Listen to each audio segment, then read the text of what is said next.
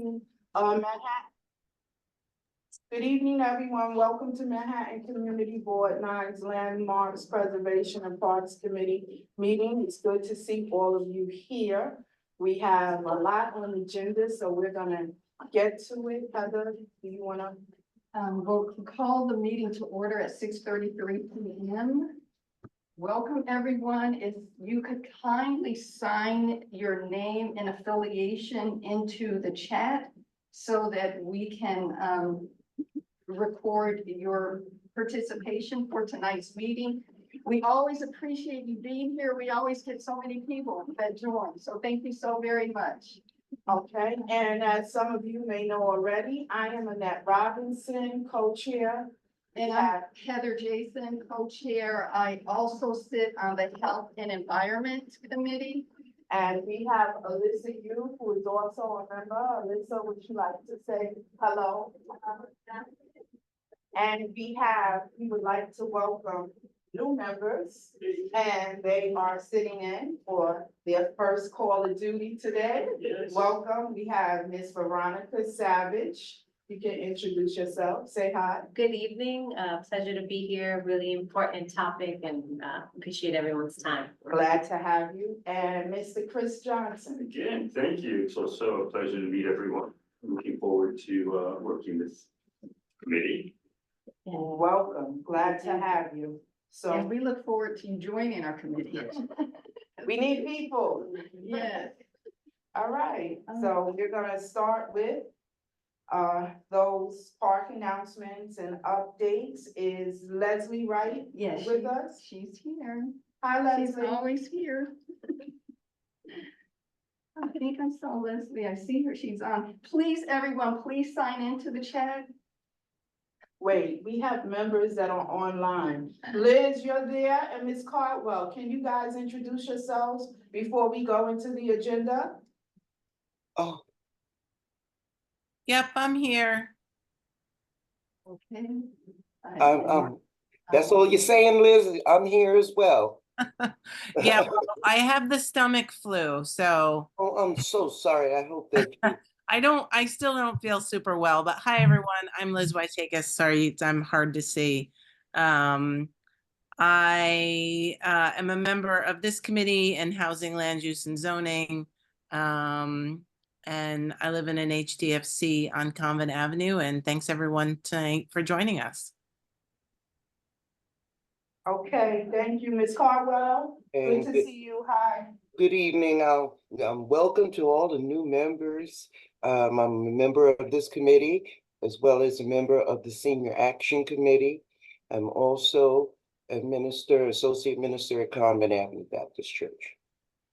And I'm very happy to be here for our last meeting of the before we take our summer break. Thank you, Lord. Can we entertain a motion to adopt the agenda and the minutes? I make a motion, we adopt the agenda and the minutes as written. Thank you, Ms. Caldwell. Is there a second? I'll second. Okay, thank you so much. And with that, we'll go ahead and we'll start with our first presentation. Is Leslie Wright on? Hi, good evening, everyone. I'm here. I hope you can hear me okay. Yes, Great. we can hear you. Yes, it's recording. Excellent. Thank you so much for having me. You know, we're in full swing at all of our parks, and especially Denny Farrell Riverbank State Park in Harlem. The roller rink is open. Our carousel is open. I am beyond delighted to announce that our fully renovated aquatics locker rooms are open. They opened Saturday, and yes, we have swimsuit spinners. Huge, huge upgrade in addition to everything else. So please, if you haven't been to the park, go swimming, or at least go take a look at the locker rooms. They're gorgeous. This week, we're also hosting a fun thing in all of our senior programming. We have end of season classes, senior classes, open houses and exhibition in each one of the classes, starting yesterday, the 4th, we had a line dance celebration where the seniors showed off their line dancing skills. Today was the quilting class. Tomorrow's the guitar class. Friday's keyboarding and drawing and dance and all the art stuff. So that's really fun. And all these things I'm announcing are in flyers that have been posted. Yutha, thank you very much for posting everything that the park sends. On You're welcome, Leslie. thank you. On June 11th, in conjunction with Assemblymember Al Taylor, the park is hosting an older adults resources fair. It's the 11th, 10 to 12:30 in the theater. All sorts of resource organizations and agencies will be presenting and have resources for folks to just get help in a zillion different categories. On June 15th, I'm delighted to announce that we are once again, in conjunction with Carnegie Hall Citywide Concert Series, hosting a concert. It will be the Pedro Martinez Group. We'll be outside. If it rains, we'll be inside. But it'll be just a glorious and uplifting concert. Our next senior social, featuring the Unique Band, is June 20th. Everything at Riverbank is free that I've mentioned so far and that I'm continuing to mention. We've got this great series live on the Hudson. It's basically open mic, and we have folks coming in to dance, to sing, to perform, spoken word, karaoke. It's Saturday, June 22nd, 6 to 9 p.m. We draw a crowd at those live on the Hudson events, and I invite you to check it out. In addition, this month and every month in the summer, we have our Tomorrow's Artist Workshops. It focuses on little kids, ages 6 and under. So if you know any little kids, if you know any daycares, we typically have about 100 kids per session come, and they just do arts and crafts, story time. Sometimes we have puppet shows. The next one is June 28th, 10:30 to 11:30 in the morning. And then moving the same kind of fun, kid-friendly, art-focused over to the weekends, we have Art in the Park workshops for 4 to 12-year-olds together with their families. The next one is coming up on Sunday, June 30th.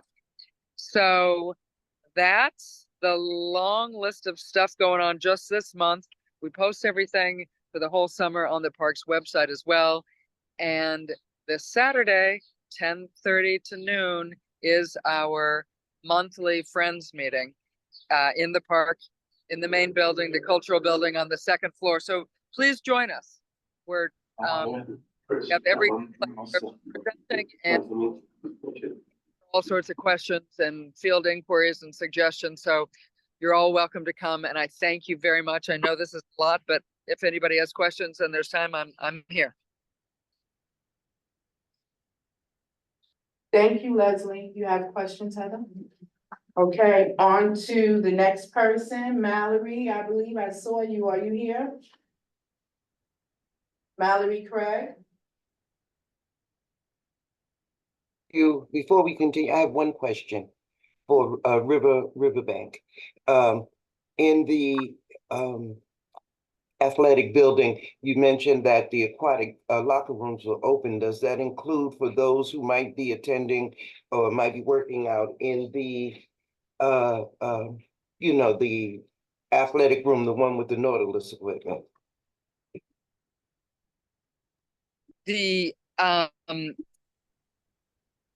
So we have 2 sets of locker rooms. Right. Aquatics locker rooms are open for the aquatics complex. Right. And the athletics locker rooms, we renovated those last year. They're totally open and typically serve patrons using the fitness room, as we call it, with all the novelist. Yes. Yeah. So they're totally open and ready to go. Thank you very much, Leslie. You're welcome. Well done. Well done. Thanks. All renovations. You did a great job. Thank you. Thanks, Leslie. Okay, I'm not seeing Mallory Craig on, Yeah, she may just be getting out of her, they have programming this evening. Please, if you joined the call, if you could kindly sign into the chat with your name and affiliation and email if you're not currently on our email list. okay. And we'll come back to Mallory if she's able to join tonight. All right, next in line is National Park Service, Grants Tomb and Hamilton Grange. Callie Tominski, I am not seeing her on. So I will move on. We have Green Thumb down. I don't see Alex Munoz or Agendu. So we will move on to the next person. We have, Are there any community gardeners that have announcements? are there community gardeners online that have announcements they wish to share? Going once, going twice? Okay, on to the next one. We have Riverside Park and West Harlem Piers Park, Wesley Hamilton, and I believe I see Wesley on. Hey, I am here. How's everyone doing tonight? Can you hear me okay? Yes, we can hear you well. Good evening. How are you? Good evening. I'm glad to be here with everyone tonight. Thank you for being here. Just a few announcements, and I'll also be kind of stepping in for Riverside Conservancy. There'll be Stephanie, unfortunately, will be leaving them, and they'll be looking for a replacement. So I'll do my best to try to pass along some of that information for the Conservancy. But for the Parks Department, we're happy to announce that the stairs at 148 are completed. They will be opening soon. We just have a few little details, cleaning up and removing some of the safety banners and fencing out of the way. So give us a few days with that, but we hope to have that area open very soon. So we're very happy that we were able to, with the help from DOT, be able to get that repaired. So that's the biggest news there. And on to events. Always, moving in, and we're busy as we can be at Riverside. And I don't know if I got all the events, but I would encourage everyone to go to their parks, to our Riverside Conservancy website, which I will have in the link here in any minute. But a couple of ones that I'd like to highlight is on June 8th, we have the Riverside Horticultural Tour. That's from 10 to 12:30. They'll be meeting at West 116th Street and Riverside Drive. And another big event at West Harlem Pier Park on June 28th. They'll have Freshen Up Friday, and that'll be live music and dancing. I believe that starts at about 5 o'clock. But again, I would I would recommend checking the website and having all the detailed information from the Conservancy. And with that, that's a couple events there. And if there's any questions for me at Riverside, I'll be happy to try to answer. Does anyone have questions?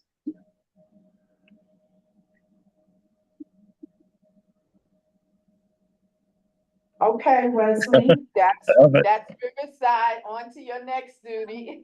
Do you have a question? Thank you. Did you have any updates regarding the stairs, Wesley? Yes, I don't know if you can hear me good. So the 148 stairs? Yes. Can you hear me? Yes. They'll be opening very soon. The work has been completed for repairs. So it's a matter of taking down the safety fences, cleaning up the area, removing some barricades, which we attached pretty well to try to prevent people to get in there because of the hazard. But so hopefully within the next week, we'll have those stairs open that go from 10 Mile to Palisades.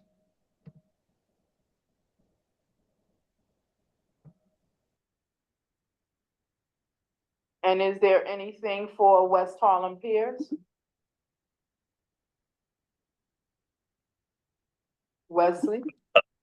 The porta potty is in. No major news there. We're having events there regularly every weekend, and like I was saying, on the 28th, there'll be a live music and then band out there at West Harlem Piers. The Conservancy has a several different programming out there throughout the week. Probably too much to list and go through here. So again, that's why I would encourage you to go to their website and look at all the events happening there. But usually an event happening at the West Harlem Pier every weekend. Okay, thank you for sharing that information. Does anyone have questions for Wesley?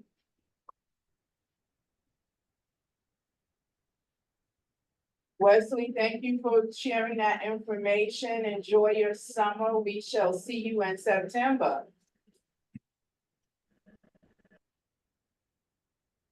Okay, I believe Mallory is on now. Mallory, would you like to share?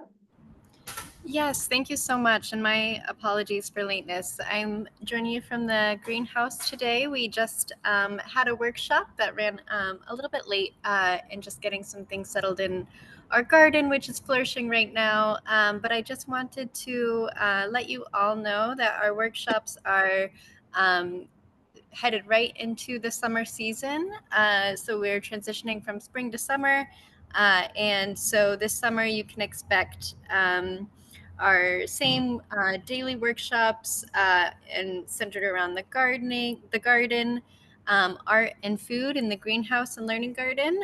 Some of what you can look forward to this summer will be workshops on plants for attracting pollinators, creating a sensory garden for cultivating mindness, creating sun prints.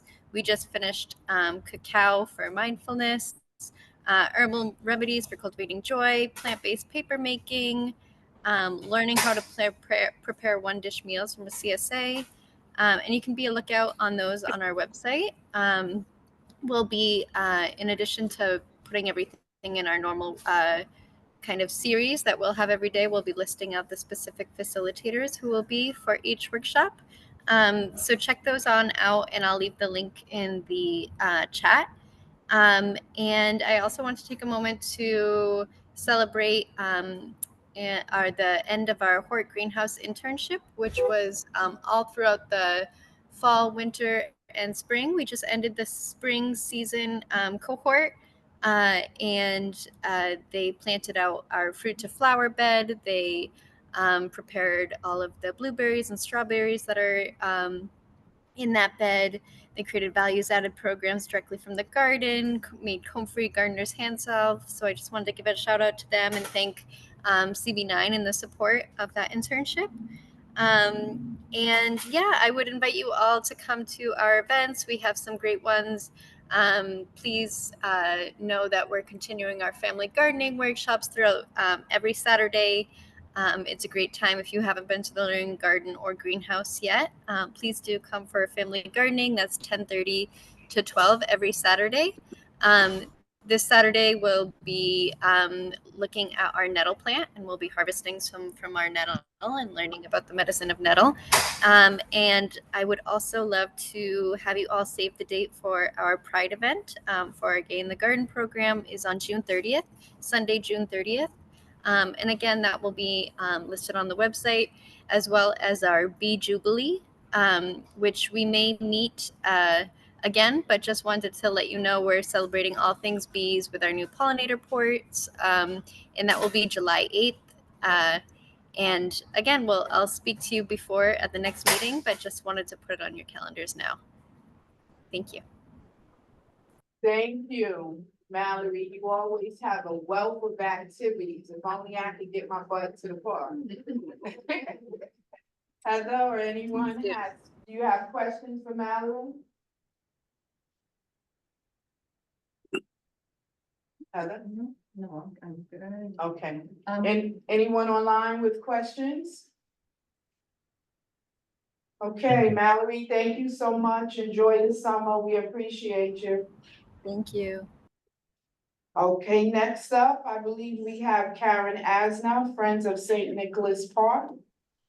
I am here. Thank you, everyone. Good evening. Hi, Karen. Hi. So just kind of 4 quick things. I just wanted to mention we, in this past May, had our 2 Sounds of St. Nick jazz concerts that were free concerts at 135th Plaza on the James Baldwin lawn. And those were Were curated by Tyreek McDowell, who some of you may know is a fantastic up and coming jazz vocalist, and he did a really great job. And those were well attended, and they were really lovely special events. So we're hoping to continue funding and continuing that type of series as we go forward. And just a shout out to the West Harlem Development Corp and Harlem One Stop for being our partners with that as well. Then for this coming month, we have restarted our weekly free yoga in the park. So those that I'm gonna for all the items I'm mentioning, I'll drop the flyers into the chat, and then Yutha also send them to you if we haven't already. But we have our free yoga in the parks in partnership with the Harlem Wellness Center, and those are Monday at 6:30 from 6:30 to 7:30. And that's on the James Baldwin lawn. So everyone is welcome to come and bring your mat and enjoy some yoga. We have our next cleanup on Saturday, June 15th at 11 o'clock, our monthly cleanup. And then we have our annual Juneteenth celebration on Saturday, June the 22nd starts at 1 p.m. It goes all afternoon and probably into the early evening. It's a fabulous lineup curated by Good Vibes in the Park, our partners there for all these years. And it should be a really great lineup with live music and all kinds of different performances and activations. So we're excited about that. So I'm going to put all of the flyers, as I said, into the chat, but that's my update. Thank you so much, Karen. Heather, do you have questions or anyone online? Thank you again for sharing your information and enjoy the summer. Thank you. Okay, we are going to move on. We have Brad Taylor, Friends of Morningside. Brad, I saw you there. Yes, I'm here. Can you hear me? We It's can. good to be here. Good to hear you, Annette, Heather, Yutha. It's good to be back with you folks. Lots of good stuff happening in Morningside. I did want to say before I get started, though, that I'm joined tonight by the chair of our Parks Liaison Committee. His name is Brigham Keener, and he's on here somewhere. There he is. He's waving. Hi, everybody. It's nice to be here. Yeah. Brigham is an architect, as am I. So it's great to have a continuation there, and Brigham will be picking up a lot of the liaison with the Parks Department going forward. Juneteenth, now, we're working so closely with Tapashi and Parks on all of this stuff that I don't want to steal her thunder. So I will just say we've got a great program for Juneteenth. We're doing it on Juneteenth itself. That's June 19th. It'll culminate in the screening of The Wiz. And Wow. a little bit of trivia about that. I don't know how many people know it, but the Wicked Witch of the East, who's killed by Dorothy at the beginning of the movie, is said to be the New York City Parks Commissioner. So we shall see if the Parks Commissioner is still alive or not on Juneteenth when we screen the movie at dusk. Leading into the movie, we're going to have lots of fun stuff. We've got Lindy Hop. We've got some African dance. We've got yoga and meditation. So it's going to be a really full evening. So please do come out for that. After that, we again are working with Tapashi and Parks in Columbia on the City of Water Day. That's July 13th. We are planning to have, fingers crossed, the water pumps will be back at the pond, and we will be able to restart the waterfall that hasn't worked in many, many years. So super excited about that. So I know we've got a long agenda tonight. I don't know whether Brigham wants to say anything else, but otherwise I'd suggest we just move on. Thank you very much. Okay, Brad, thank you. Did you have any updates, Brad? Did you want to say anything about the Columbia 1968 gymnasium protest marker? I don't really have any updates there.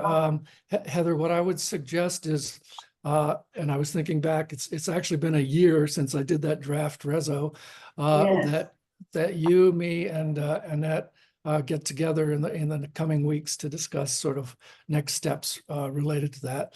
But before I go, I wanted to make sure that when Parks does present, I know they're presenting a lot of stuff about Morningside, but I did have a question for Tapashi and Matt about the Morningside Park Cafe. The work there seems to have stopped, so I'm hoping they can give us an update on that. Thank you, Brad. Yes, we'll do that. We ask forgiveness. We have to meet and figure out what our next best steps are. So thanks for being patient about the gymnasium marker. We're gonna get it done, hopefully. Great. Okay? Yes, Thank you. thank you. Okay, so next up, we have New York City Parks and Historic Harlem Parks with Tapashi Nareen and Matt Gingrich. So we're gonna do ladies first. Tapashi, you're up here. Welcome. Hi, good night. Can you hear me? We can. Okay, great. So my partners stole my thunder. So in St. Nicholas, as Karen mentioned, we have Good Vibes in the Park, and they're offering yoga, meditation, live music on June 22nd from 1 to 8 p.m. They're currently looking for volunteers to help with setup and cleanup, and I can drop that link in the chat after I finish speaking. As Brad mentioned, for Morningside Park Juneteenth, we're having it on June 19th itself, starting with a pre-show, which was curated by the Friends of, which includes yoga, meditation, African dance, and Lindy Hop from 6 to 8:30. And then Parks is screening The Wiz going into the evening from 8:30 to 11. Then, as Brad mentioned, we have the City of Water Day which we're planning for July 13th. That's still in the preliminary stages, but it is for sure on July 13th. Also, Parks is extending their e-bike variance rule, which allows electric bikes and electric scooters to use park drives and greenways until May 31st of 2025. And this is to continue to work to identify relevant driveways and greenway safety improvements as well. For more information on that, I can drop that in the chat as well. Regarding the cafe, there's been some construction delays due to a water leakage issue. So that's all I have right now. Unfortunately, the cafe, there's delays for the restroom reopening because of the water leakage. And Matt, feel free to add anything that I missed on that. Where's the water coming from?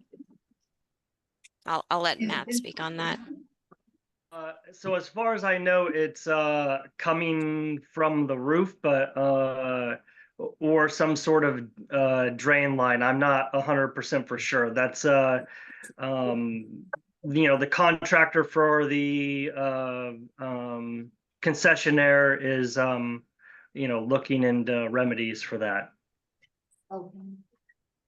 I was just wondering if it was something like a water main or something like that infrastructure. Okay. Okay, Tapashi, are you complete? Yes. All right, thank you so much for all that information. And have you received any input about the sculpture gardens from people? How are they receiving the Harlem sculpture in the parks? Have you been receiving any feedback, Tapashi? Yeah, overall it seems positive.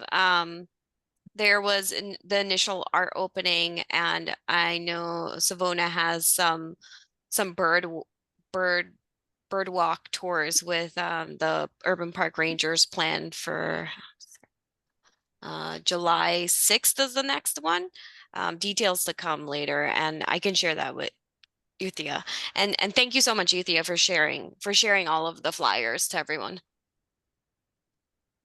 Okay, does anyone? And with the Harlem art garden pieces, there's actually a couple more still pending that should be getting installed soon. The artists are finishing up some work on some of the pieces, and so we'll have a few more additions to the historic park art walk soon.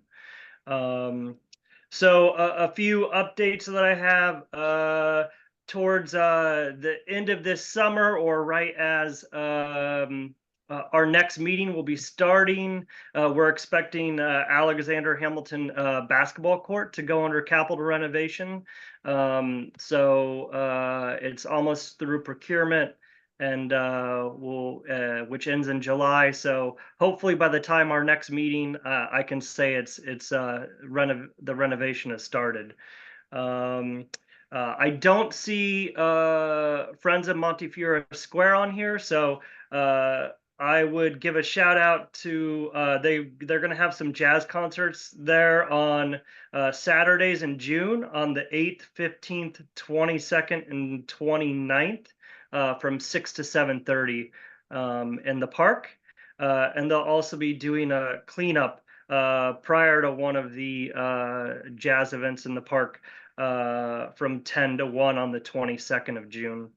And then Make Music New York will be in Montefiore Square Park on June 21st from 4 to 7. Those are the only updates that I have right now. I'm definitely looking forward to Laura's presentation here later on in the meeting on the staircases in the park. If anyone else has any questions, be happy to answer them. Does anyone have questions for Matt? I do. Good. Go ahead. Kelvin McAllister is here in person. Matt, he has a question. Hey Matt, how are you? I'm doing all right. I expect that from you to be doing all right with all the work that you have to encounter here in your district. And I think that, no, I don't think that, I know that you're doing a very good job. Expecting the capacity, the work that you have to do with. And I know that you and I have been developing such a great relationship and a responsibility for the community and as advocates. You know, I've always brought this to your attention, and I always want to be transparent with you, as I've always been, even if we didn't agree. But you know, there's a lot of concerns that I do have at the Annunciation Playground. Ones that I won't talk about because I believe that we found some resolution, which is great, at the Annunciation Playground with the upcoming ribbon cutting and the commissioner coming by and with the renovation of the Annunciation Playground, with the support of the West Harlem Development Corporation, and of course with the Community Board 9. But I do want to continue to have this conversation with you in regards to the many other concerns and issues that we see as an organization, Uptown Inner City League, at Annunciation Playground, and particularly with the cobblestone that we've been talking about for a decade or so. And now that this track and this turf is with the new installation, we don't want to take the funding that has been provided to us through the city and West Harlem Development Corporation and these cobblestones that are all over the place, right, Matt? And we don't want them to destroy the track or the turf. And what can we continue to do as far as eliminating the removing of these cobblestones all over the Annunciation track and perhaps bringing a burden to the track? Because once these cobblestones destroy the track, it's like there's no really coming back. Okay, so let's give Matt an opportunity to ask your question. Is that the only question, or you have another? Well, I do have one or two more, and I can do it very briefly. Okay, so why don't we do this? Let's give him the questions, and then this way Matt can just ask them. Let's do the questions up front, and if it has to, y'all could do it online too, but give him the questions. Okay, the Because we question- got presentations after you. I understand that, I do.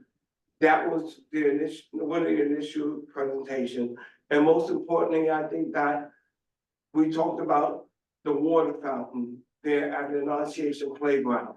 That is important to make sure that these kids in the community and through my program, that they have sufficient water supply. So during the summer months, running and playing in the park, they don't become dehydrated. That's important to the community and to the program. And also, I think that the other most important thing is that we make sure that the safety of the park, that it should be recognized that it should be closed at a certain time so that any outside intruders should be able to come in and out of the park at a late hour of the evening. Okay, those are the 3 questions? I have so many more. but- Okay, so what you're gonna do, because you do have a working relationship with Matt, Absolutely. and Matt is always available, you can contact him via email with a list of those things, and I trust and believe that Matt will do what he has always done, which is to respond and give you some feedback, how y'all can partner to get that done, because all of it is a process. So what I will simply ask of Matt, if some of these you can address now, feel free. If not, you can do that with Kelvin McAllister through email. What's your preference? I mean, I can address, some of them quickly, but, email me the questions, CC the board, and we can have a dialogue back and forth. The cobblestone issue, had been repaired prior, it got dug back out. This is a common issue, unfortunately, at other sites where they get reset and then for some reason kids like to dig them back out. So I'll follow up with the masons to push to get those cemented in.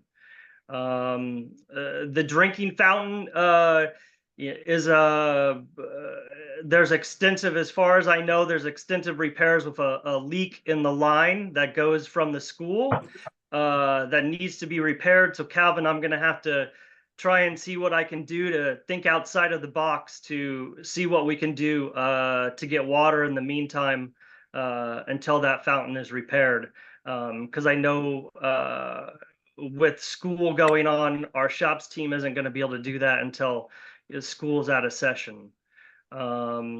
What was and locking the playground, the park property, to my knowledge, gets locked every evening unless people are refusing to leave. We lock the majority of the parks throughout Community Board 9 that are able to be secured with gates after 9 p.m. in the summer hours. So usually between 9 and 10:30. Annunciation is getting locked. It's not right at 9 because we have multiple properties to go through. But to my knowledge, it's being secured in the evening. Or if there's days where you see otherwise, let me know and I'll follow up with our lockup team.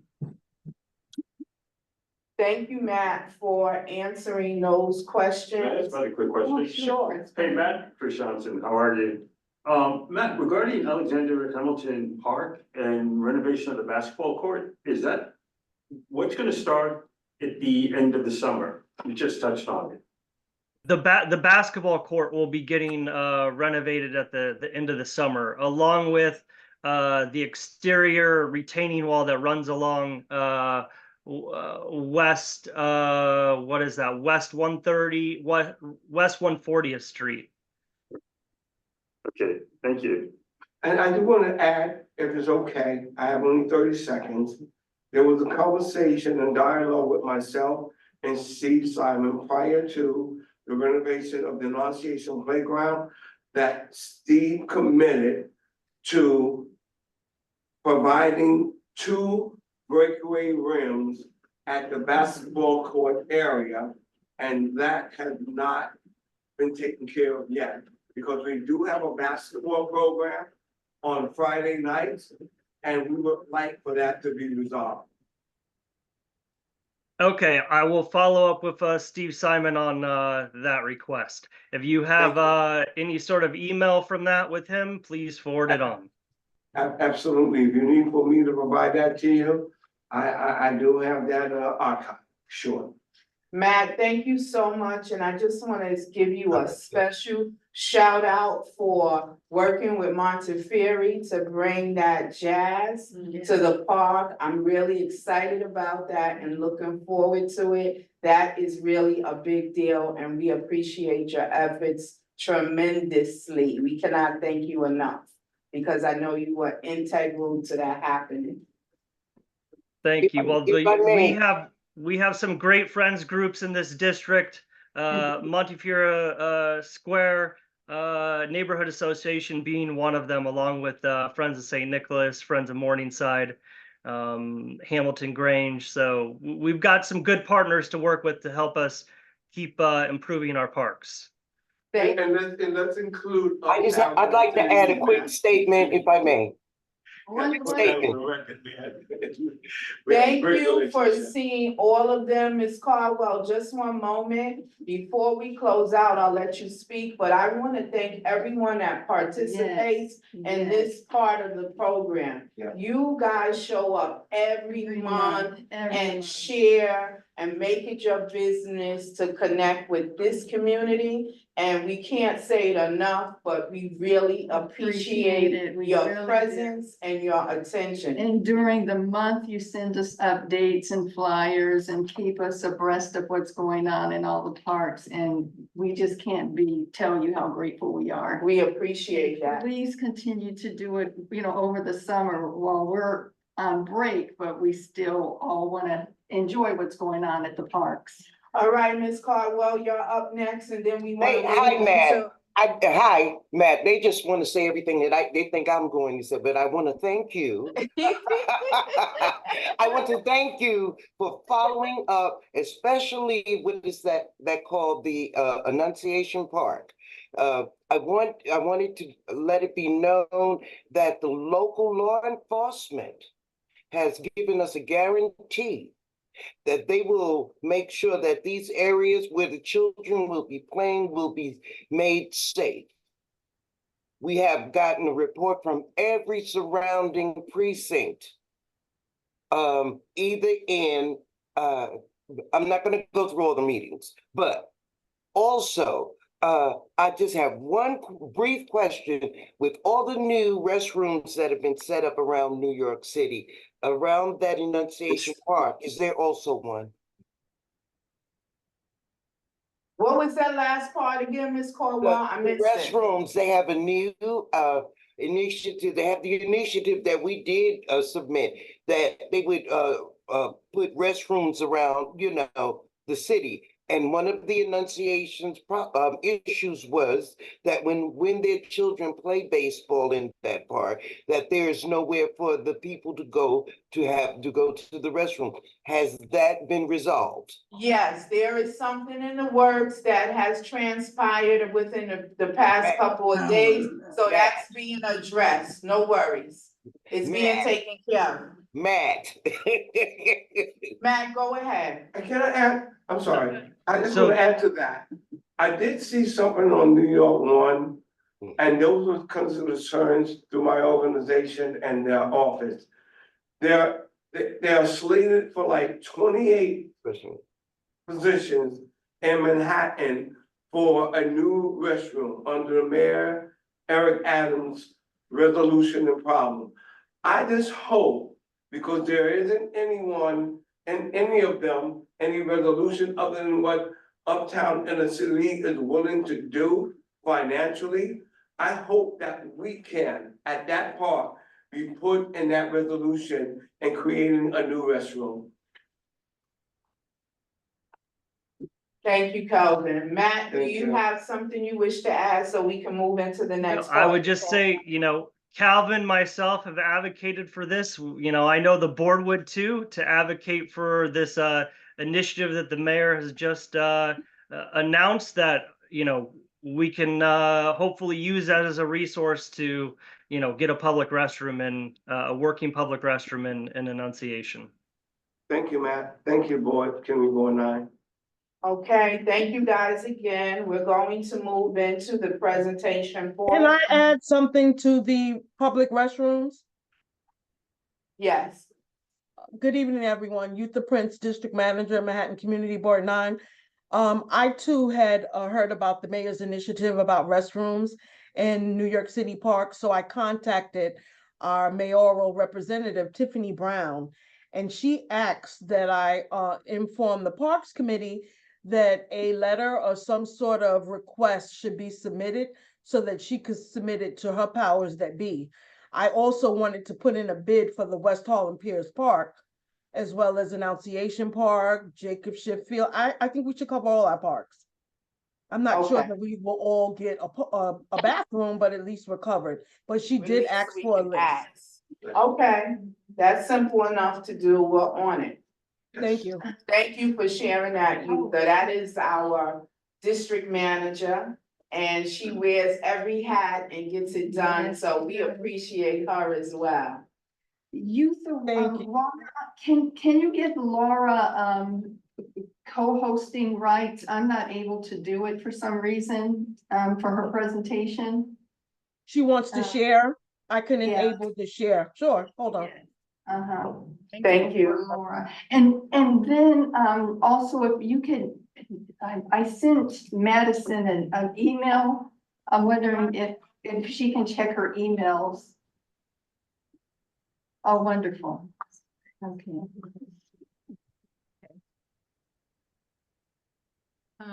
Okay, are we ready to go?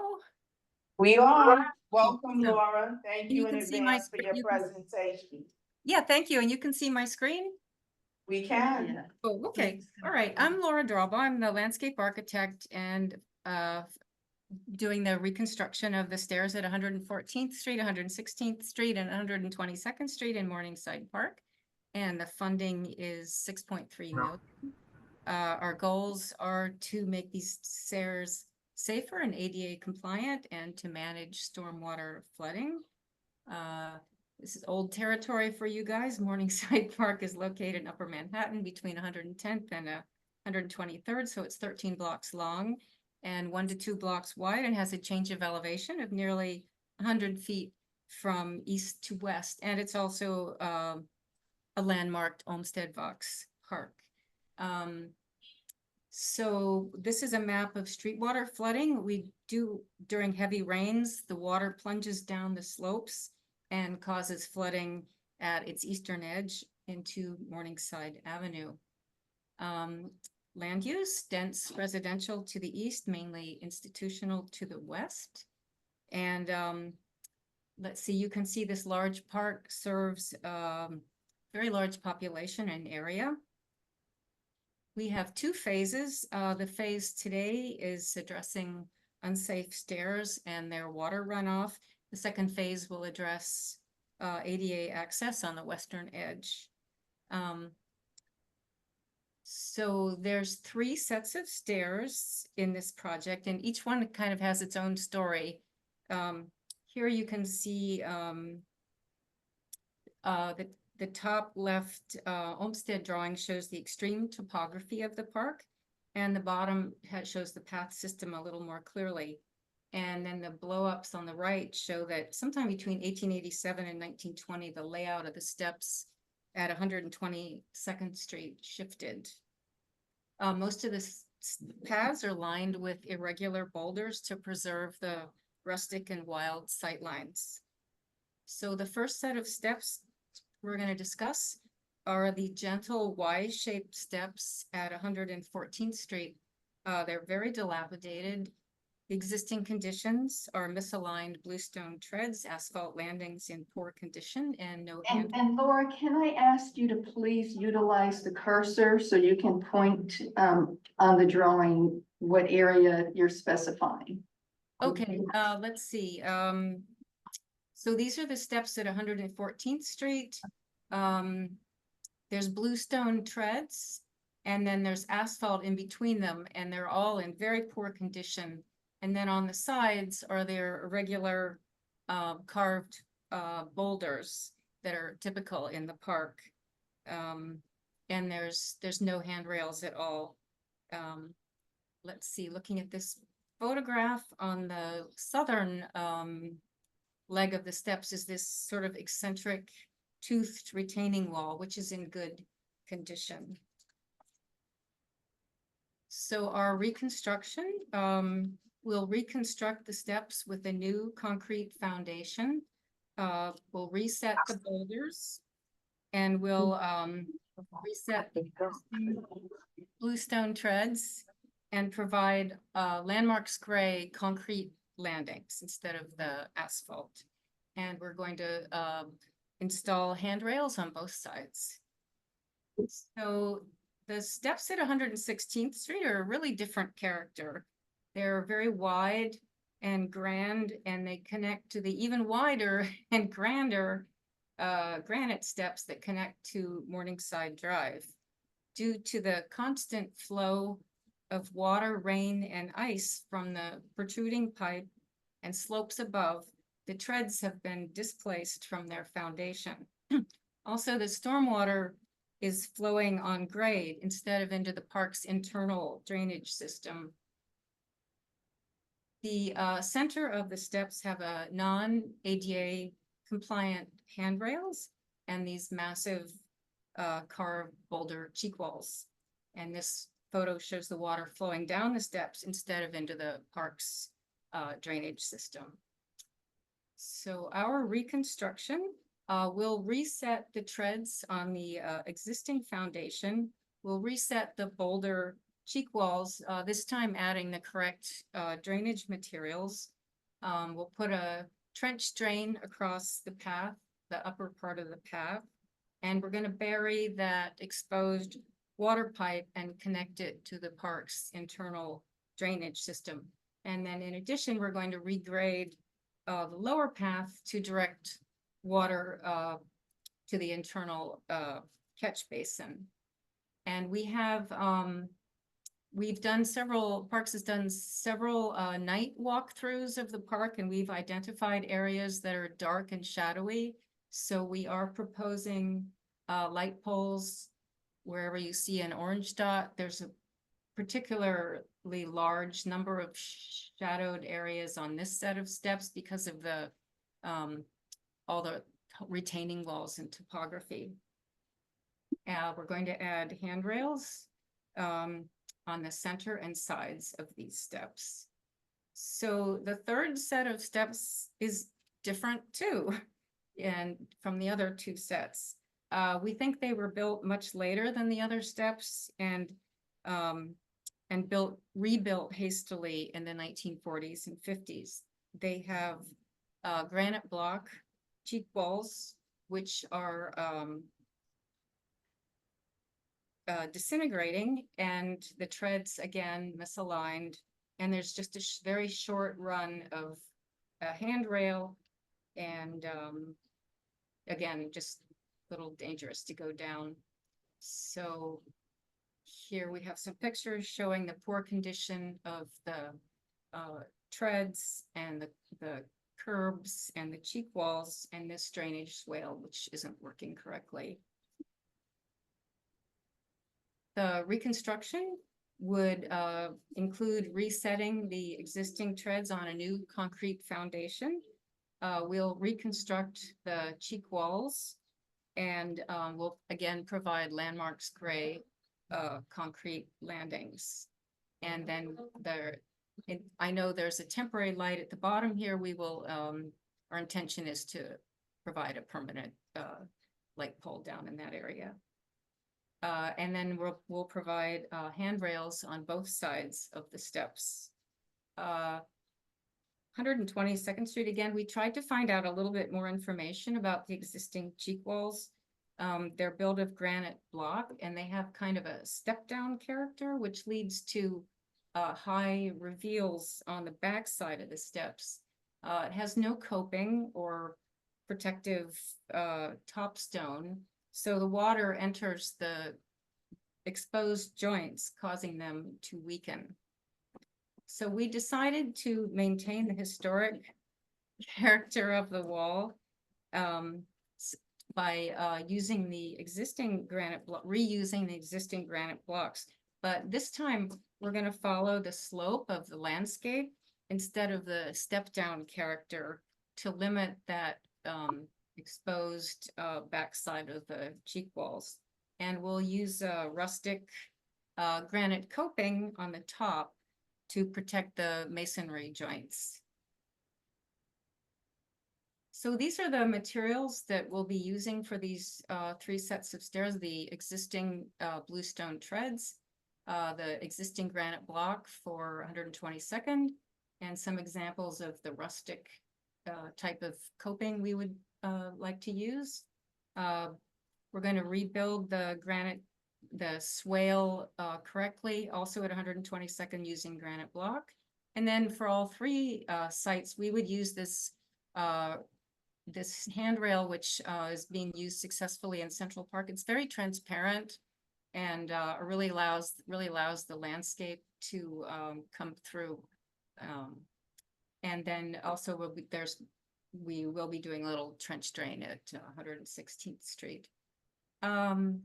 So another little sidebar.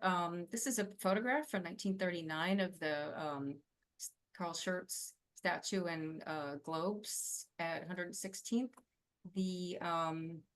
As you may know, the pedestal of the northernmost light pole is leaning, so we can straighten it's a little out of our scope area, but we can straighten the pedestal, but we won't be able to do a full historic restoration of the light pole, but we can straighten it. Okay, so back to the 3 sets of steps. Did you all have any questions about how our project? Is this the end of the presentation? We usually wait until it ends. Are you complete? Yes, that's it. Okay. All right, thank you. Anyone question? Yeah, what is the time frame? When is it? When are you scheduled to perform the work? Let's see, Ricardo. Construction begin? Let's see. There'll be a year of procurement that starts early 2027. It takes about a year for procurement after transmittal. So I think I think very early 2027 or very late. Are you sure you don't mean 2020? I do mean 2025, yes. Yeah, okay. Yeah, very late 2025. Yeah. We should be done with the drawings by the end of this year and then procurement by the end of next year. Yeah. Mm-hmm. Is hand accessibility included in this plan? Alyssa, then you and Liz. I have a question. Okay, Alyssa. So my question is, there's always like there's a lot of running water that's leaking on 120th Street. I'm just wondering, is there any way to like resolve? There's always like water on the pavement. Sorry, I'm having a little trouble hearing you. Are you saying there's homeless people sleeping at 100? No, there's a lot of water on the running pavement water on 120th. 120th on the upside or the downside? So the walking path, there's always a water, like there's a puddle of water that something is always drained. Oh, I see. Okay, can you see my cursor? You're talking about this path here. Is that no, it's kind of like where the little intersection with 3. No, there's right there. Wait, go to the right. Laura, the short answer is it's out of the scope of this work. There's some natural flow and freezing and thawing that happens in that area. I am circling back to our state of good repair team to see what can be done with the pathway and the curbing to better direct water to the existing drains. Yeah. Yeah, I've made a point of going to the park in the pouring rain several times. And as the flood map shows, here it is. really, there's runoff through the park pretty much the entire length. We're gonna try really hard to address it in our scope area, but, yeah. I do have a question with that. Go ahead. No, go ahead. Would those concerns be a part of structural flooding and structural leaking that just finds their way and doesn't really, is not able to go anywhere else and it sits there as a pooling? Yeah, water travels to the low areas. So if it's not picked up internally by our catch basins it just goes to the lowest area, which is morning. Doesn't move. Yeah. Yeah. And it's Yeah, all so- bedrock, so it's not really, seeping into the soil that much. Yeah. Okay, we have Chris Johnson has a question here, and Liz, I see your hand raised, you're next after him. So Laura, the steps on 116th Street during the winter are notorious for freezing over and icing. So will this address that condition? Yeah, that is, I'm actually have a kind of I'm glad you brought that up. I actually brought a little bit of detail about that. So 160, first of all, we're gonna bury, there's a lot of different sources of that water coming down 116th Street. There's the exposed pipe right here. There's runoff from the huge retaining wall. And also we've got soil coming through, groundwater coming. So we're gonna be putting a trench drain. We're gonna bury that pipe that brings all the water down the steps. We're gonna put a trench drain across the path and catch more water, especially the water that comes down the slope from that like 30-foot retaining wall. And then we're also putting in, when we put the boulders back in, instead of the water coming right through the boulders, we're going to use this system of broken stone and drainage to collect that water so it won't pool out onto the steps. So we're doing a lot of different solutions for that problem. Yeah. Awesome, thank you. I have a question. With the design that's there right now, One second, Okay. we're gonna allow Liz to ask her question. Liz, go ahead and ask your question. Thanks, Heather. Hi, Laura. Thanks so much for the presentation. It looks very sensitive and thoughtful. Can you just inform all of us about is all of Morningside Park a landmark, or what do they call that? A scenic landmark? Yes. Sorry, I'm a little slow today from this flu I have. So the park is a scenic landmark. Of the changes that you're proposing, have they been reviewed by landmark staff? Will this be a staff level approval? Is there anything about the modifications, either to handrails or coping, view sheds, that are of concern by landmarks? Yeah, we haven't gone to landmarks yet, and we will. And we also, I believe, as a courtesy, we also do a public design commission review. So the handrails we know are going to be fine because they've already been approved by landmarks for 113th Street, and they're going in. The handrails at 113th Street are actually currently in construction. And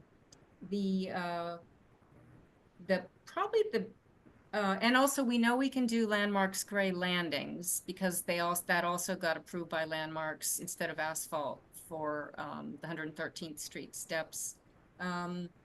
We're hoping that they'll understand the cheek wall construction at 122nd Street. Those steps were built so much later, and those cheek walls were built pretty badly.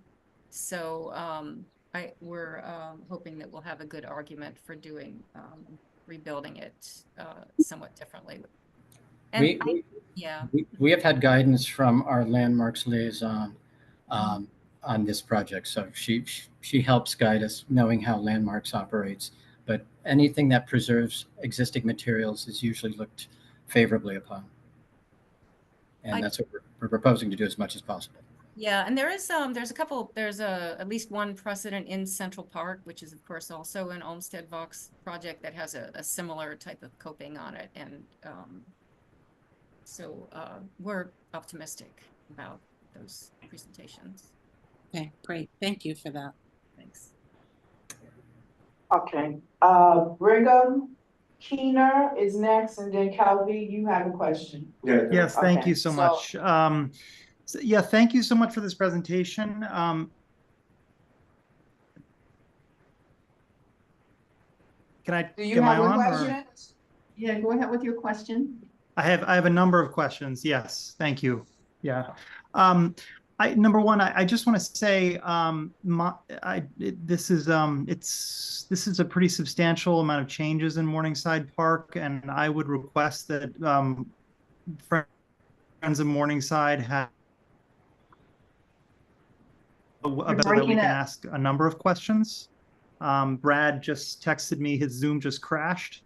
So I would request that we can have a separate meeting about this. I do really appreciate the designs. I think they're wonderful. I just have some specific questions to ask. Okay, do you want to ask them now? I can ask some of them, yes. Brad might, I know that he lost his Zoom, so he might have some.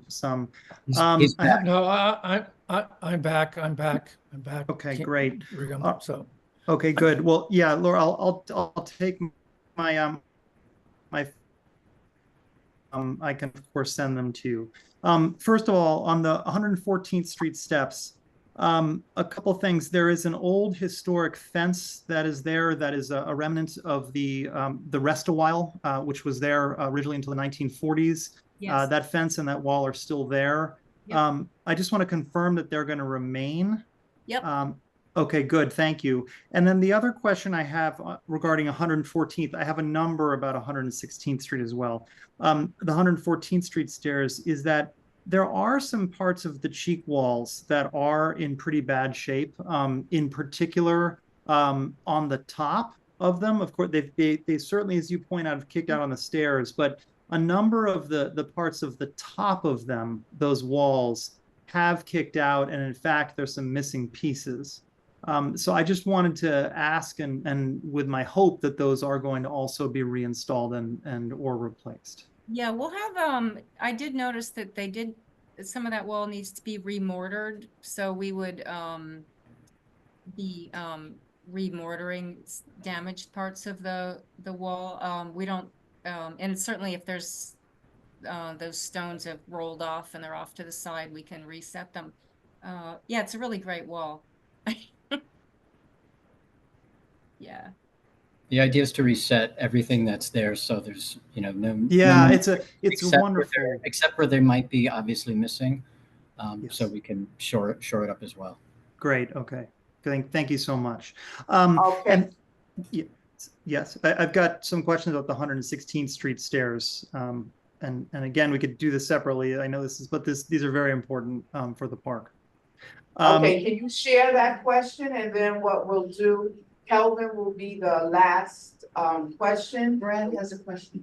After Brad, because we do have 3 other presentations, and maybe whoever the point person is, if you could possibly put your contact information in the chat, any additional questions, they can contact you guys via email, if that's helpful.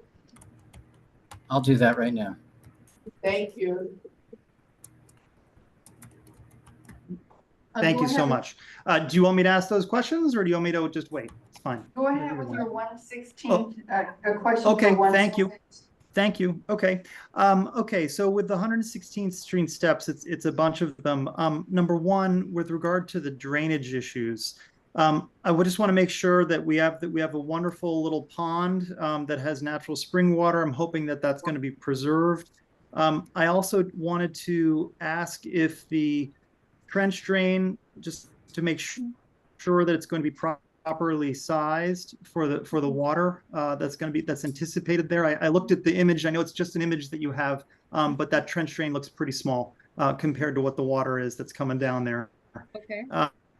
And And then the other, the east side of the stairs of 116th Street. Would love to know if that's going to be a drainage swale and exposed, or is that going to be something that is covered up? It will be. And then my last question is just in regard to the 116th Street lamppost. I really appreciate that you're talking about putting it back. However, I am convinced that the issues lie underneath that. That it's both the trees that are now growing out of the walls there, and the water issues. I think there are tremendous water issues there. So I do appreciate your wanting to bend it back, but I truly think there's a lot more that's going on beneath there, and I'm very concerned about that. Okay, so we did have our structural engineer come out and look at the pedestal at 116th Street. And yes, we did observe the trees growing into the in and around that area. So they're aware of the conditions there. Our work there will be very limited, just simply straightening that pedestal. We won't be really addressing the structural integrity of the entire teak wall, but we have looked at both sides of it, the retaining wall, and so we're aware of its condition. Has there been any announcement? Sorry? Issues though? Oh, yeah, you're breaking in and out. Brad, go ahead and ask your question. Okay. Would you like me to address the little pond issue? Yeah, there were three other Go ahead. questions: the pond issue, the trench drain, and the swale on the east side of 116 steps. Right. So it is it's not what's going on at that little pond, which I know the birds and dogs love.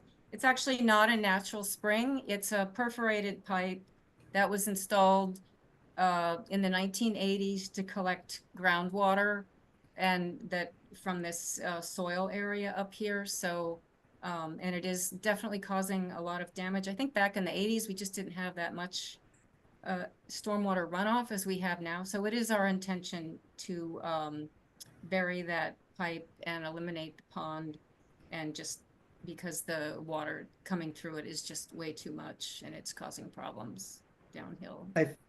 I think a lot of community pushback on that. I thought that our plan is I think not you're to going to get a eliminate- lot of community pushback on that. Laura, our plan was not to eliminate the pond. Are you talking about the pond at the bottom where the Columbia was going to build the rec center? Oh God, no, no, the little tiny. Oh, okay. I thought you were talking about that. At the top of, can you see my cursor? Yeah, right up here. It's at the bottom of this short run of steps.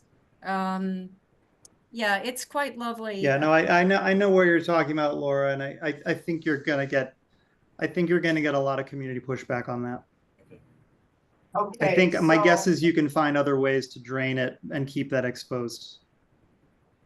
What I think is probably going to need to happen, and Brad, you can let me know whether or not this works out for you guys and Friends of Morningside Park. I believe Friends of Morningside Park will probably have some very detailed questions that they would like to have answered. So Richard and Ricardo, I'm sorry, it will probably be wise to see if you guys can make yourself available to a separate meeting with them, so you guys can, take care of all of those birds. But for the sake of this meeting. Yeah. What is it that you're asking or requesting from the community board? We'd like an approval resolution from Parks Committee and the Community Board 9 for the design that was submitted, but it can have, qualifications and conditions added to it if you'd like. Right, because you're probably going to have to come back. We may have to have a separate meeting just for you, because what I heard, one of the initial comments that I heard is that you haven't presented this to LPC yet. And generally, it's presented to LPC before it comes to us. You're at least working with someone at the staff level.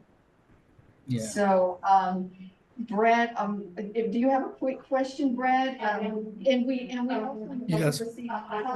Yeah, We didn't receive. so can I, presentation, so we need to make sure that, that you please email the presentation to, at least myself and Annette. Okay.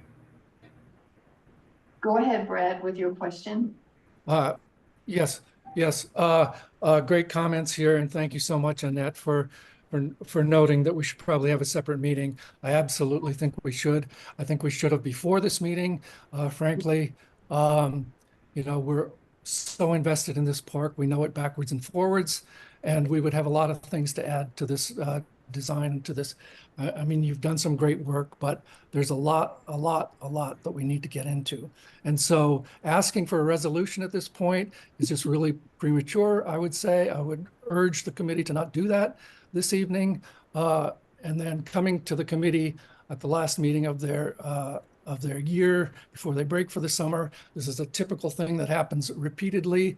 It should not be the way things go. You should come earlier in the year so that we can have this dialogue and give you the resolution by June. That's all I'll say. But there's a lot of stuff here that needs to be discussed.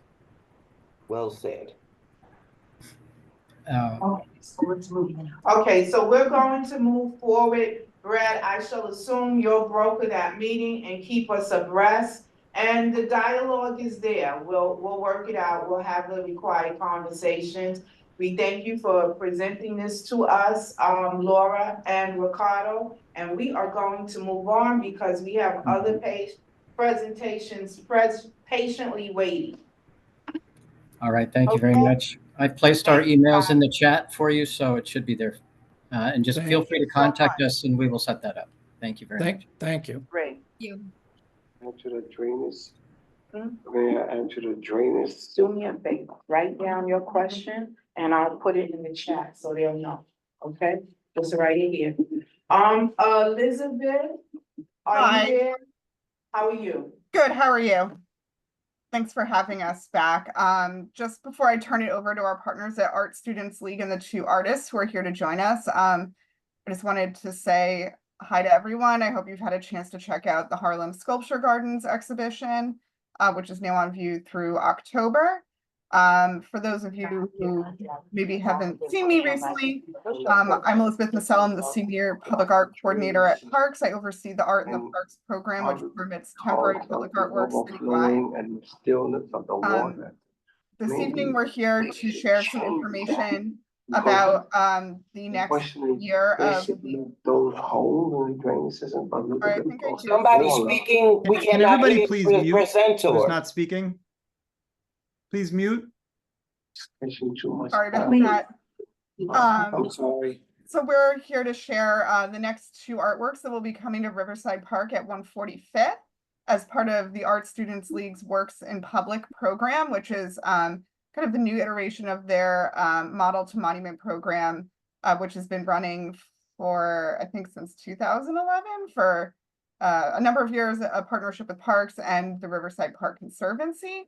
So I think without any further ado, I'll turn it over. I don't know if someone from Art Students League just wants to give you a refresher on the program, and then we'll just hear from both of the artists. And I want to make sure that Patricia Espinoza and Malin Abrahamson have the ability to share their screens.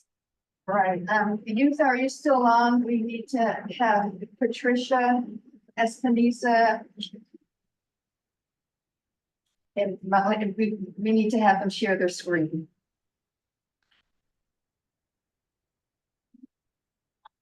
I guess in the meantime, I guess okay, great. Okay.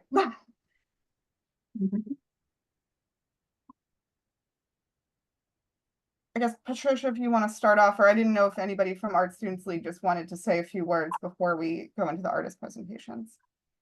I'm sure. This is Tom Tasic. I'm associate director at the Art Students League, and I administer the program. I just wanted to thank the community board for allowing us to present this evening. Patricia Espinoza and Malin Abrahamson are two artists who are concluding 2 years in the program. And these sculptures are going to be fabricated and installed at 145th Street at Riverside Park North along the water. There are currently 2 sculptures there from the previous group. Those sculptures will come out at the end of August and will be replaced by Patricia and Malin's sculptures. So Patricia, go ahead. Hello, everybody. Thank you so much. It's a privilege to be here with you and sharing my work. I've been listening, so it's a great conversation about water, and turns out my project is about water, but it's about the scarcity of it. So we'll take another spin about that. So if everybody can see my screen, title of my piece is The Hourglass. And okay, here we go, 1 second. I don't seem to be moving. Oh, here we go. All right. So the concept, it's the sculpture is really takes the form of a giant twisted sponge.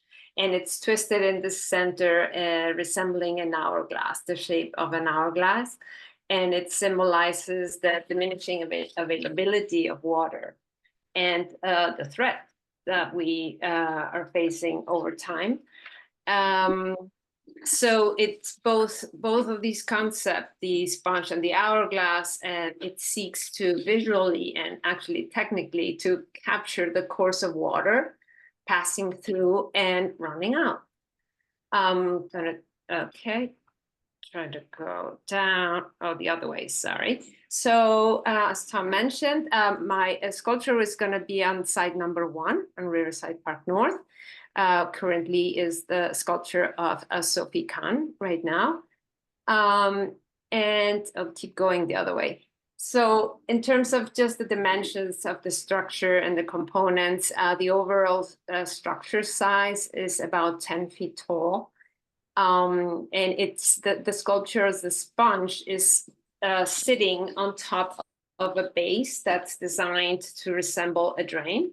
I'll get into the drain shortly. So yes, this is just to show the overall structure.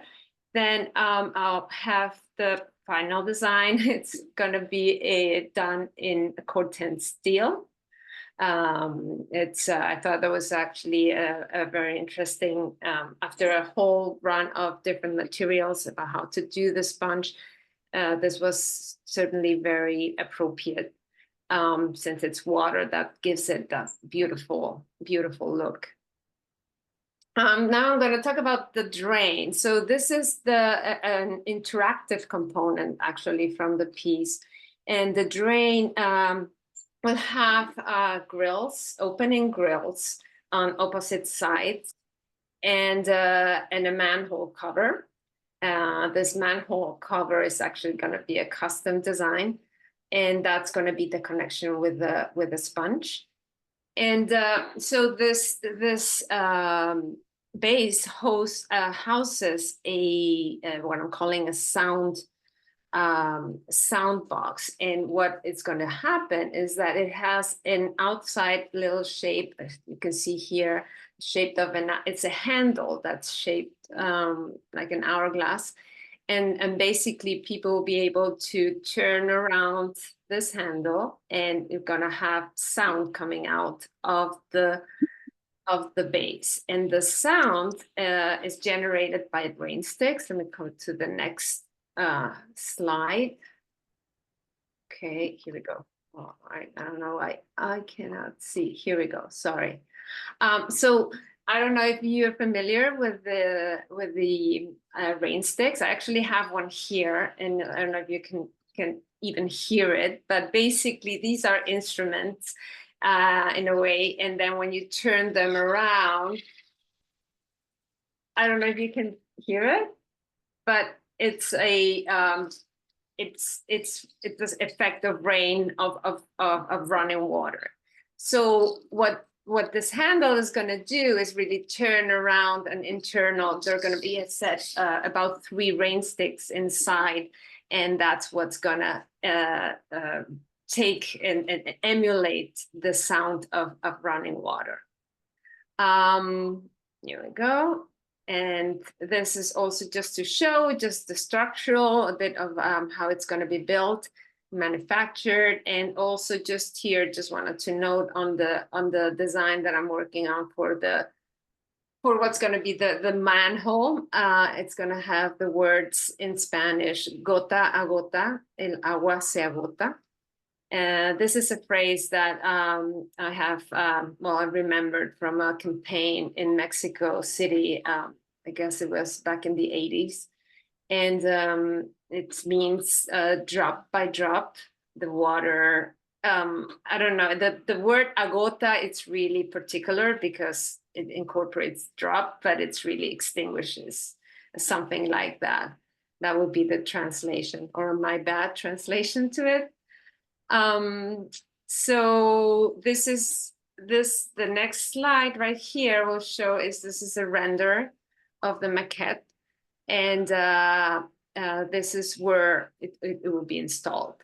So the idea is really to have people engage with it and interact with it, and also they can literally listen to the water running out, and with the image of the sponge on top,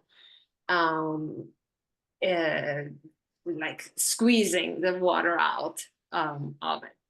So now I also wanted to talk, I'm sorry, I apologize, my mouse is just really acting funny. So we're very excited, I'm very excited about starting to plan public programming.